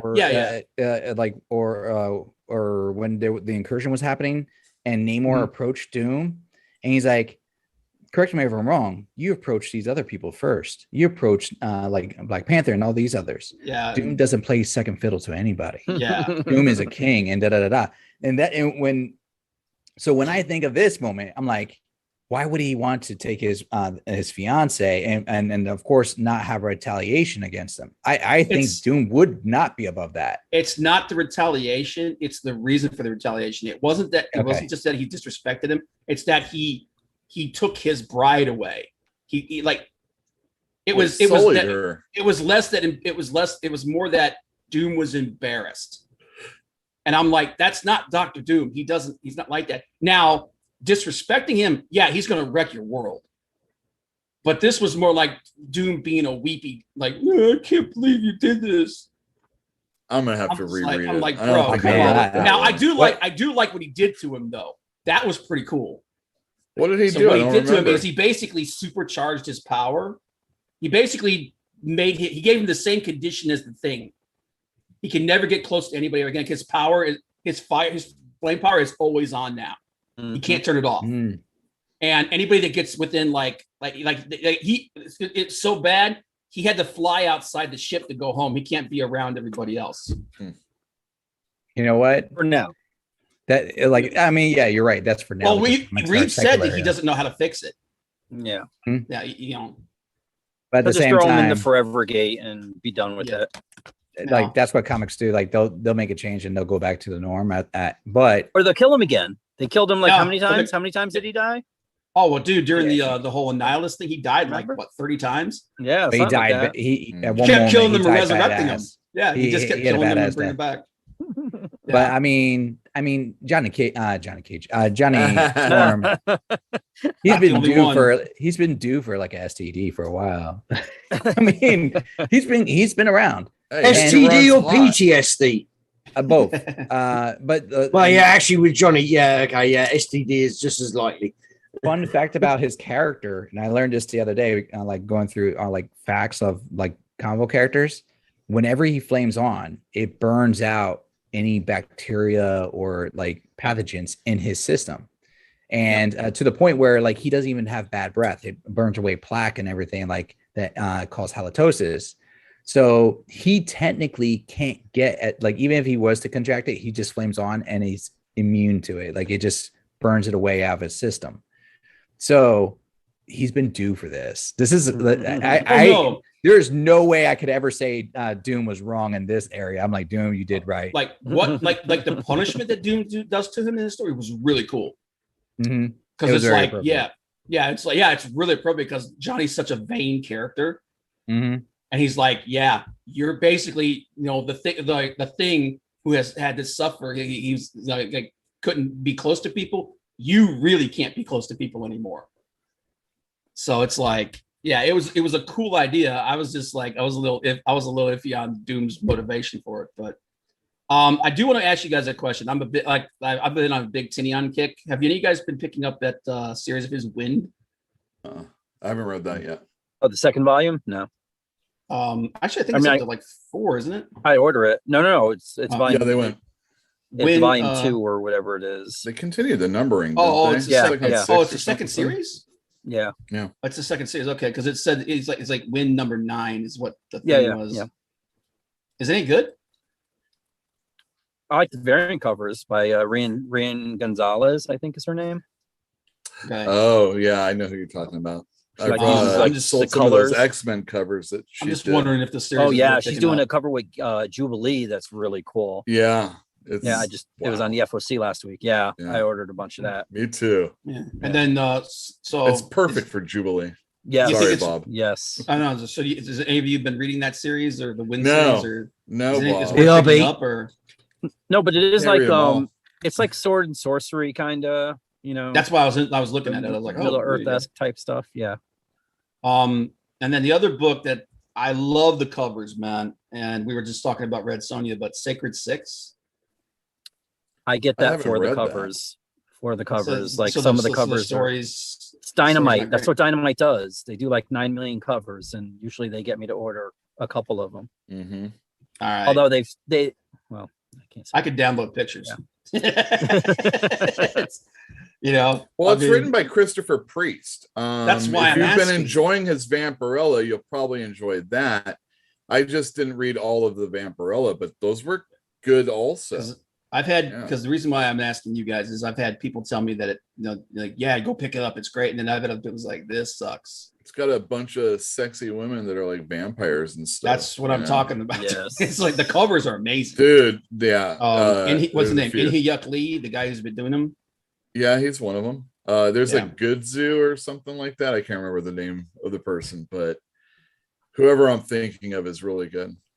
I'm trying to find the Perillo. Yeah, Lucio Perillo, I think. Oh yeah, Lucio Perillo. That's the guy that I'm talking about. And then I think does Linsner do one for that? He's I know Michael Listener. I think he's doing it too. Michael Listener, yeah. Dude, that would be a big deal right there, because that guy, his Dawn series. I'm amazed he hasn't done anything else with that. Yeah. Especially today with all the crowdfunding and everything, man. He could do anything. That thing would be. That thing would go over big. Dawn, though. I mean, I don't really know much about Dawn other than like Lisner did it. Mm-hmm. It was a little. It felt sci-fi or something, but I wasn't quite sure. It also had like. It's like that female, like emo, not like medieval stuff, but like borderline, like stuff like that. And I don't even remember what Dawn was. I don't want to say she was like an angel or something. She was like the goddess of something. She was like Gaia, kind of. She was like the goddess of life and death or something like that. And didn't he like do that? The goddess of witches or something. He did that for like his girlfriend or his fiance at the time. No, that was a rumor, and someone actually finally asked him that, and he's like, is Dawn based off of the like your girlfriend ex-girlfriend? He's like, they wish. and then they asked him like the main male character, Darian Morningstar, whatever his name, like, is he based off of you? He goes, I wish. So it's like, but that's all I got, man. What about you, Adan? You got any other like what books are you guys looking forward to? I actually, this is the silly part about me. I never look for like the oncoming series. I always like to be surprised. Because you don't want to get spoiled. Yes. Try being a retailer and feeling that way, Don, because I feel the exact same way. It's easier for me in that way, but it also I'm not touching that, like, Mike. You're always prepared, like you have it on your pull list. And I don't do the pull list for that reason, because otherwise I have to go research and like find those stories that are going to be coming out. I buy a lot of stuff impulse, like you're talking about. It's just I follow a lot of like different creators and stuff like that. And when they talk about a project that they're doing, I'm like, oh well, I need to get that. You know what I mean? Like the X-Men Legends stuff. Like Peter David was like he announced that he was writing that issue 5, and I'm like, oh yeah, I'm buying that. So I was like, let me put that on my list right now. You know, and then like I said, like there are certain creators, like I'll follow their stuff, and if they put something out, I'm going to put that on my pull list. That's usually how I build my pull list up. This is the previews. This comes out once a month. This came out last week. I looked through it for you guys tonight, but usually I do it the day before the order is due, because that's how much I don't like to look at these previews. Like I don't want to know anything about anything, and that doesn't work. You can't. And every now and then my comic book shop will sneak in the previews into my thing, and I honestly don't look at it. I actually saved the previews because it shows up in my my comic book collector thing. My app, so I'll scan it, put it in a sleeve. I've never opened it. Yeah, I like a lot of times, like with the Beta Ray Bill, I didn't pick up Beta Ray Bill in issue 1. I started picking it up issue 3, and my one of my comic book store friends, he got me the issue 2 and issue 1 first prints back. Yeah, wow. He was able to get I don't ask me how I did it, dude, but he did it. But now I remember. I was going to say this: the last time I actually looked for previews of stuff was when I was buying Wizard magazine. Damn, Jesus, that's throwing away back right there. But I used to be a big fan of Wizard magazine. I love. Granted, that was like well before the internet was like popping off with everything. Yeah. See, who would have thought this baby-faced man right here is actually almost as old as me? Granted, he doesn't wear it as well, but I swear to God, I didn't realize that. You're like 300 years old, Adan? Absolutely. I'm 3,000. No wonder he likes the vampire. No wonder he likes vampire books. He isn't a vampire. That's right. I have bathed in the youth of anime fandoms, and to keep himself physically fit, he wrestles gators in his back garden. Oh my god! The last time I went on lawnmower and like there was a 6-foot gator, and then people were like, "What are you doing?" I'm like, "I'm mowing my lawn." They're like, "No, there's a gator." I'm like, "Nah, I'm mowing my lawn." No, he's like, "Bitch, that gator's going on the Barbie." I would. Smoked gator rib is delicious. Yeah. Oh yeah. Oh god. Dude, I've had gator tail. Yes, Like, that's yeah. the most common way to get gator. Like if you go to a restaurant, they'll have like gator nuggets. Yeah. It's usually the tail. The Yeah, gator is nuggets. Yeah, falls right it was off pretty. the bone. Dude, it was pretty good, man. It's like the consistency of chicken, but the taste of like a shellfish. Yeah. Yeah. But it's a weird animal to eat, but it's delicious at the same time. What about you guys? What about you, Mike? You guys are like, you're not just comic book store owners, you're comic book fans too. What books are you looking forward to? Yeah. Well, a lot of the stuff that I've been looking forward to has finally started coming out. Like Beta Ray Bill was like a big deal, and now Amazing Fantasy. I guess I could say like Jock being on Batman for Black Label might be a thing if I wasn't too Batmaned out. But really, DC, maybe Hardware. There isn't a lot of stuff that they're doing right now that's like really doing it for me. Like there's the stuff that I'm reading, but nothing I'm looking forward to. What? I'm not a fan of Future State. Yeah, and like we're kind of racing to Future State, it feels like. And although I'm enjoying Batman, we know we're going there, and it's kind of like And Marvel, I guess Inferno, that'd be a thing. You know, maybe I'm worried about that, man. Our last I love the hurrah for Hickman. You know, totally mismanaged. Yeah, and then I don't know. Is there anything from Image that's coming out that hasn't already started that I would be into? Like I get Headlopper, I'm enjoying Ultra Mega, but those are already out, so I can't really think of too much that's down the pipe that I'm into. I gotta get caught up on Something Is Killing the Children. And Nice House on the Lake is really good also. Is it? I haven't read it yet. I haven't read the third issue, but the first two were really good. I like them a lot. Good artwork. Yep. Also, Geiger is excellent. I guess I'm Gary looking Frank forward to the next issue. Gary Frank. That is Gary Frank, isn't it? Yeah. Damn. Jeff Johns. Yeah, I might have to. I'm have to. Yeah, again, like I said, I haven't been picking it up. I might have to go back and start picking those up. I really like Nightwing. I do. I think Tyler and Taylor and Redondo, like I'm getting like Hawkeye vibes from it, like with David Aja and Fraction, the way they worked well together, like they complemented each other. I think they're doing the same thing in Nightwing. I gotta ask because I feel like you mentioned this earlier, and I haven't been following Nightwing recently. You said he has a sister? Yes, kind of. Yes. Is that a spoiler? And now, is this the person that's related to his family dying? Is that what's going on there?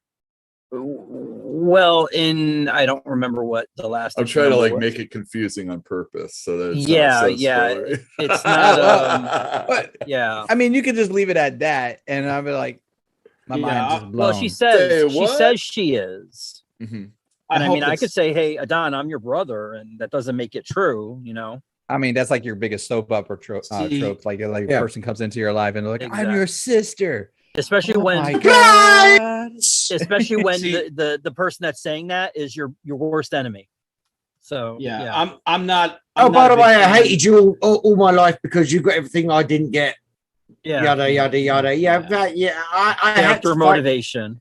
I haven't been like that. That seems to be a trend the last couple of years. Like they did with Spider-Man, like with Iron Man with his mom. Yeah, I'm not a fan of this long. Here's a family member you didn't know existed trope that's been going on. I'm like, I don't like it. Well, his sister's still around. Imagine if you did that with Mr. Red.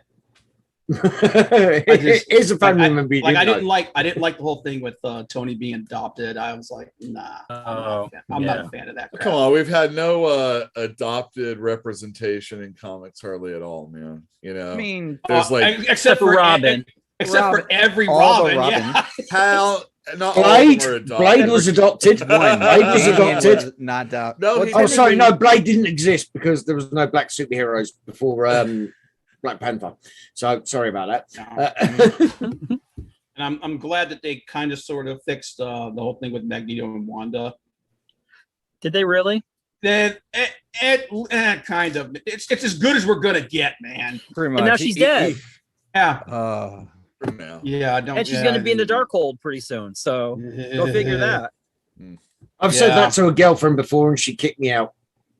I'm going to be in the But- Darkhold soon. Bye. So what else we got, guys? Anything else we need? Oh, to by the way, touch? sorry, bringing up Nightwing. Just a quick Yep. question. Hmm? Titan season 3. Do you reckon that'll affect anything? By Nightwing. Oh, Nightwing. Bob says I I'm stopped not a watching fan. Titans after season 1. I even stopped bother. watching Titans after like the 3rd episode. No, which is Oh. funny to me though. My brother is a huge Titans fan, so he's actually going to be. He's already like hyped, and he's like, I hope they go for a 3 and a 4. And I'm like, oh, okay. My first comic book was a Titans book. Hmm. I'm a huge Teen Titans fan. New Teen And, Titans or Tales of the Teen Titans? Tales of the Teen Titans. Yeah, the Wow, I just killed the conversation. As a matter of fact, Play it it. was the Judas contract. Oh, that's the one you jumped into. That's the one I jumped into, Oh, and I was a wow. Titans fan before I was an X-Men fan. So It was I love- outselling the X-Men back in the day. Yeah, I know, and I Wolfman is awesome. I love the guy. And Perez's art was like another level, man. God tier. Yes. I love that freaking book so much. I love that character so much. That show is a freaking abomination. It is And then some. and listen, it's not about who's playing the characters. It's just how the characters are presented. It's the stories. It's everything. I was put it this way. I was more pissed off with what they did with Deathstroke than with what they did to Starfire. I was infinitely more pissed off. wow. That Really? show They- sucks nuts. They do bad with Deathstroke. I mean, I haven't seen it. My brother likes it, but He's he a doesn't. freaking weepy. He sucks, dude. So Deathstroke's he really weepy. does. Deathstroke's weepy. You know, and then the Did whole you thing say with and then the whole thing with Robin and his relationship with Batman. And I'm like, this is stupid. Did It's you? just- I wasn't a fan of what they did with Beast Boy in season 1. Beast Boy's terrible. Their powers. That's another thing. Being a comic book guy, you got to get their powers right. You got to get their powers right because it's part of who they are. Beast Boy's powers suck. They're nothing like this. What is he like? Just turning into kitty cats all the time, or something? He turned like into like two things. Turns into- Yeah. Oh, look at That's all he this does. rat over there. and he's not green, by the way. No, like there's a His, whole his, there's his a hair is green. but there's a reason. There's a reason why Gar is green in the comic. It's an I know. important. Yeah. It's an important thing. It's it's not just like it's not a skin color. It's a condition. Well, Starfire is not gold. The thing is, though, with her though, they Bronzish, could have given her. They could have just done like with her makeup, just give her like a golden highlight. Yeah. Her blush. I mean, the like actress that. is fine. It's just The actress is, and here's the thing, I have a way more issue with the character and the way she is done in the show than the person playing her. Yeah. Oh yeah, absolutely. It was never The person that for me, playing like, her, yeah. that was never a problem with it. It was just like, this is not Starfire. Yeah. And it still isn't. Yep. So yeah, that show sucks balls. Doom Patrol was infinitely better. I did like See, Doom Patrol. I have to admit, I haven't watched Doom Patrol yet, Doom but I've Patrol got was the not box. perfect. It was I've not got the perfect. box set of the first season on DVD, still in the cellophane, because guess what? Between YouTube and working and sports and alcohol, I've got to get into it. Well, just fair. know that in the first episode, you will see more of Brendan Fraser than you ever thought Yeah. you ever You know what, could though? or wanted to see. That's Dude, true. he's Oh so my cool in that. goodness. He's such a good. He's part one of the that best show. characters in that show too. Yeah, I mean, don't get Well, me wrong. Cliff Steele's the best anyway. I mean, he is They- the Doom Patrol. Yeah, Mhm. they took a lot of liberties. Let me get as a comic book guy, I did have problems with the fact they take a lot of liberties with the show. Okay, Oh, you But mean of all Cyborg? those- Cyborg was always a member of the Doom Patrol. Yeah, that I was just like, he doesn't need to be there. but It should be more. It should have been Beast Boy over there. It should have been Beast But Boy, yeah. and that was the confusing thing too, because I remember I was watching both shows at the same time when season 1 came out, Mhm. and then they show Beast Boy with the Doom Patrol, but they don't show Doom Patrol with Beast Boy. Mhm. And I'm like, is this supposed to be an Elseworld story also? Yeah. But Which I don't think they ever addressed. as far as the characters of the show are, as far as the show's enjoyment, it's much better than Titans. Is it perfect? No, but it's much better. Well, let's be honest here. Nothing is ever perfect. Swamp Thing was the best of all of them, and they canceled it. So Well, They canceled after the first episode. Well, They while the screwed first up. episode was airing. Yeah. Yeah, There was so like- was Firefly. They cancelled that after what was it? Yeah, but 8 the- episodes. Firefly, and the worst thing about Firefly is how they like screwed up the order of the episodes. Oh God! Yeah. Don't even get me started. Sorry, I've You got don't even have a Firefly special chance. box sets, I got that too. DVD. You know, I've got the fucking Serenity movie. They released the fucking second episode first on. I'm paraphrasing here, but say Wednesday at 9:00. They then released episode 1 a week later on a Friday at 11:00. You know, US times, because Yeah, you're that fucking show never had a Americans and you're chance. idiots. You know, you can't do standard times. But they fucked Firefly up so royally, and it was one of the best sci-fi shows we've had since Farscape. that's why it has such a massive following, man. Yeah, And it was only one season. And yeah. that's No, that's the Firefly crazy- wasn't even one season. They cancelled it. They Well, had not to even. Yeah, truncate that's the true. season. It got That's what was truncate. it? I think it Well, was I 13 mean, it's a was Netflix season. 13 now. episodes total, and it was supposed to be 18. Yeah.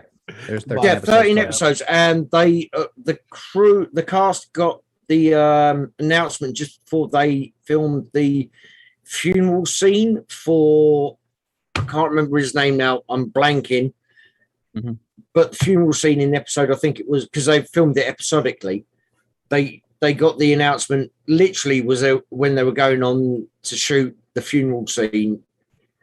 And that's why they all look absolutely fucking heartbroken, is because they were told, oh, by the way, go out and shoot the scene about, this guy's funeral, who most of you don't actually know. By the way, the show is cancelled. We're doing the next episode, and that's it. Yeah, but that's That's the a way great it way is, to get man. emotion out of the characters. That's method acting. I gotta get going here, man. It's like 20 till midnight here. But is anything else you want to Really? It's 20 to 5 in the morning here, you pussy. Fucking hell. What are you? Oh, that's more an F-bomb for the show, by the way. Jesus Christ. It's 20 to 5 in the morning here. I haven't eaten since Friday. I'll tell you what, man. I miss doing this. Guys. I love hanging out with you guys. Yeah, well, I'm thinking we possibly scale this back to a once a month, because, as we like to say in Green Zone, life gets in the way. Busy times. Exactly. So maybe from now on, last Saturday. Well, oh God, I've got to work it out with your American times. Saturday nights. Well, no, the days of the week are the same. It's just the time zones that are different. Yes, because it could be Sunday morning, for example. Weeks. Yeah, I know that, Mr. Producer. I'm getting to that. But yes, so I'm thinking do it once a month, but we do a special one because me and the legend that is Pyrin Knight, aka Chris. We'll do one at the end of this month, but me and the legend that is Pyrin Knight are going to be doing another streamaganza the weekend of the 18th, 19th September, I think it is. Mm-hmm. Yeah, I'm sorry, I'm just calling up. Oh God, no. Yeah. So we're going to do Friday the 17th, Saturday and Sunday 18th and 19th, obviously, of September. We're going to be doing a massive charity stream for FMF, which my co-host or sidekick, as I like to call him, No. Jeff is my sweat towel. But yeah, we're going to be doing a 3-day streamaganza, probably doing stupid amounts of hours, like 14, 18 hours, trying to raise some money for the FMF charity, which Chris suffers from. It's a genetic defect. So we'd love to do a special over that weekend with yourselves as well. And but other than that, once a month, does that sound great? Because then we can do a review of a month in comics. Yeah. As much as anything else as well. Gives Bob a chance to actually fucking read something. It's going to take me a week to read everything. I'm going to be like a week behind no matter what. Bob, you're always a week behind. You showed up to fucking David March's stream a week late. I have worked 60 hours this week already, man. I'm dead. Well, you know, you don't look dead to me. You just look like you. Yeah. Zombies don't eat celery. Okay, Bob. No, that's what I'm saying. He's regretting his life choices. He's eating celery, going, "Where's the chicken wings?" I'm like Duckula, man. No, that was broccoli. Duckula was broccoli, mate. Well, he won't eat that. He's not into broccoli. I like broccoli. Oh, okay. Oh, really? So you think you know him better than I do? No. Yeah. Me and Yule have known each other for a while, man. Couple years now, at least. Couple years, man. Yeah. We got Oh, in that case, you're my condolences. I'm sure as I was telling these guys, we gotta like live stream a friggin' pay-per-view or something. We gotta get them back into wrestling. Oh yeah, man. What I want to get out of wrestling. What are you talking? You guys don't need to hear this. Wrestling. It's wrestling. It's a wrestle. No, sorry. I just need to reply to this one comment I've seen in the chat. Gippy with you would never be once a month. It'll be once an hour. 24/7, honey. Number one sumo simp. Yes. Well, actually, Joe Diaz is kind of holding that spot at the moment because of the arguments they had in your Discord, Bob. I know. And she never got back to me. She never refuted those. So we love Gippy though. Oh yeah, we do. Once a day, twice on Sundays, as long as her 39 cats don't get in the way. That's a lot of cats. Yeah. A lot of cats. Yeah, it's true. Come on, Kev, take us home.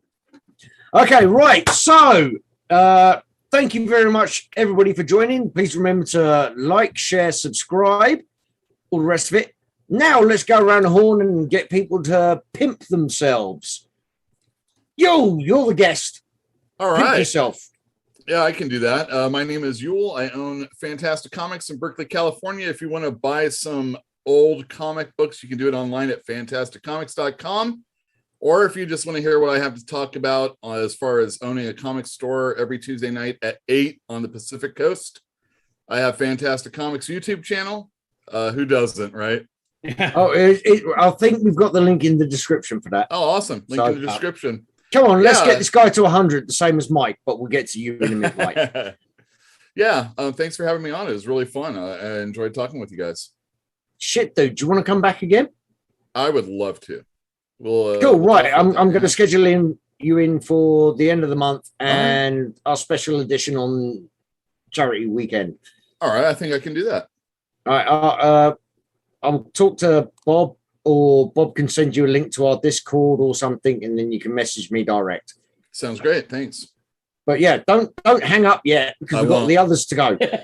Jesus Christ, that would be just fucking rude. I saw you twitching over the big red X.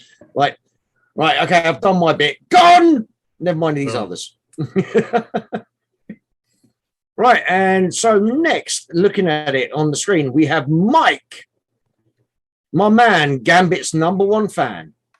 Lunar keeps sending me invoices, even though I am COD. I don't understand this. I don't understand this company. I don't get them. But yeah. Yeah, screw it. Yeah. Okay, hold on. CKMY, we've said this before, Mike. You can vent. You've got 30 seconds to vent. No judgment. Go. I'm 3, 2, 1, go. I'm good. I'm good. Things just happen. They just happen. But yes, I do have a store also. I have a YouTube channel that I don't really use too much. I haven't used it since last March. I don't know why. I'm trying to remember what exactly happened last March that would probably have made me stop. I think there was something weird that happened. Yeah. I think there was like a global power outage or something. Was it? I think it was like Yeah. post Groundhog Day, maybe. Just the festivities from Groundhog Day just burned me out. But I would like to get 100 subscribers. That way I can get the custom URL. So if you want to subscribe, I mean, I promise I won't spam you with annoying videos or dramatic videos or videos complaining about stupid things like Masters of the Universe or anything like that. But yeah, that's it. I own a store. If you're in Bridgeport, Connecticut, stop by. And that's it. You can find me around the internet.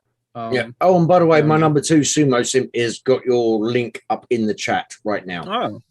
Oh, thanks. She can do a job occasionally when she shows up. Yeah, I know. She was gone for like 2 weeks. I thought you forgot to unchain her from the dungeon. No. That's Fluffy. That's Fluffy. Okay. No, Gippy, I was just enjoying the silence. Wow. Wow, dude. Right, let's go with Adan next. Hi everybody. You can find me at I'll stop Nerdtots. putting on the voice. Stop putting on the fucking voice. Jesus Christ. Yes, I know. It's like that's how we get the clicks. You gotta get down to their level. No, I'm just kidding. So yes, I'm at Nerdtots. We every now and then we'll discuss about stuff like anime, but we'll also do D&D and mostly watch parties right now. So like we're doing Bad Batch and we're watching Physical, and every now and then I'll do a cooking stream too. So Watching. Oh, by the way, folks, his cooking is awesome. You haven't done one of those in a while, have you? What was the thing Physical. before the? What is that? So that is a Apple TV show, and it's basically around that whole Jane Fonda era when like In the 80s. aerobics, Yeah. came out in the 80s, and it's tracking this this woman who, with her family, she's getting into aerobics, but it doesn't sound that appetizing, but really there's a whole darker side to the whole scenario of the story. Deals with like eating disorders and all, Is it anime? No, that one's live action. We lost a bet. There was a whole rock paper scissors duel for the next That explains it. thing we were going to watch, and my brother's girlfriend won, and she chose the Physical. Could have been worse. You could have been watching Sex in the City. Yeah. Oh, true, God, but- no. I had to go to the cinema to watch both of those movies. It actually turned out to be pretty entertaining. The best joke I've ever heard about Sex in the City was off of Family Guy, when he's sitting there watching it with those two guys. He's like, "So this is a show about 3 hookers and their mom." Yeah. And Kim Cattrall used to be gorgeous. Yeah. But I mean, come on, let's face it. We're talking about Big Trouble in Little China earlier.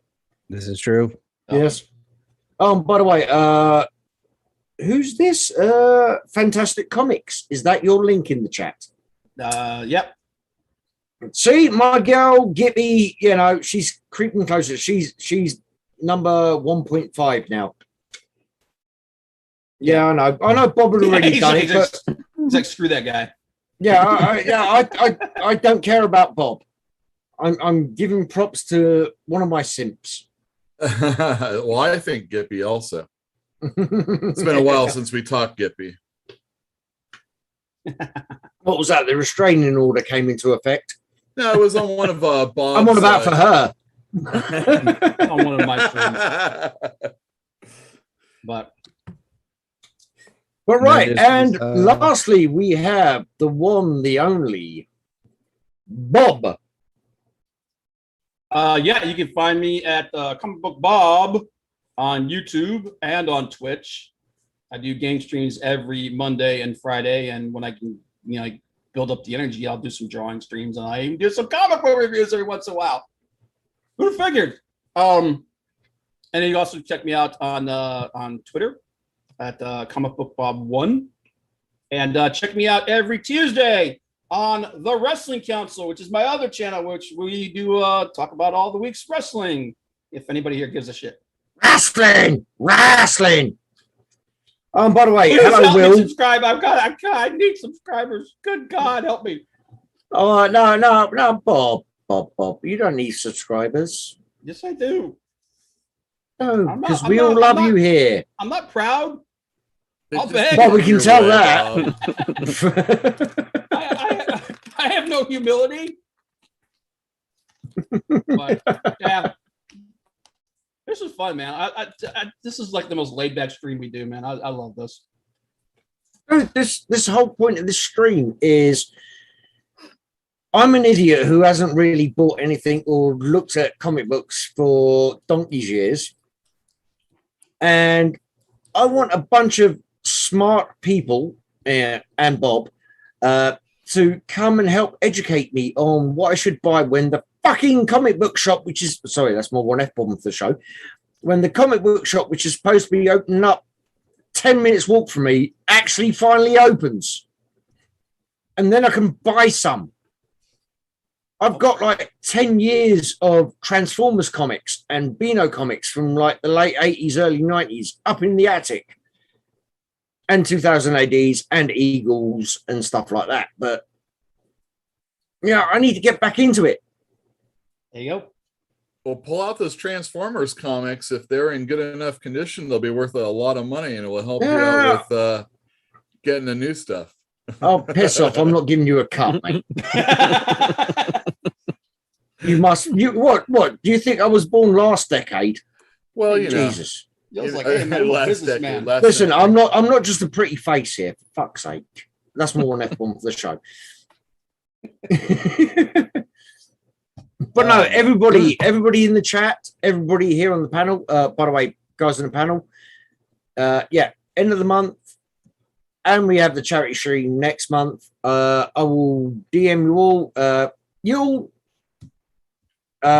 Bob can sort you out so you can talk to me direct in Discord or whatever. Yep. We need to organize more of this because this is so fucking good. All right. Does that sound good? Sounds good. Sounds great. And everybody who's go been see watching Suicide Squad in the movie theaters. I'm going to see it Monday. I'm seeing it tomorrow. But also for everybody who's been here in the chat, including my girl, Imperial Jess, my number 1.5 sumo simp, Gippy, and also other people like Matthew, fucking Bob's been in the chat. Will showed up right at the end of it. You know, I let you off, Will. Yeah, we've had James. We've had Nerdtorial Lifeform in here. He's got a good channel. Johnny Cage. Yes, Johnny Cage. Everybody who's come in and watched, thank you ever so much as well. Please remember to hit the like, share, subscribe, all that crap. Oh, well, who am I kidding? We're never going to get anywhere. But never mind. We appreciate you all for watching anyway, and everybody here on the panel will be back later. And on that note, peeps, see you soon. Like a freaking romper room.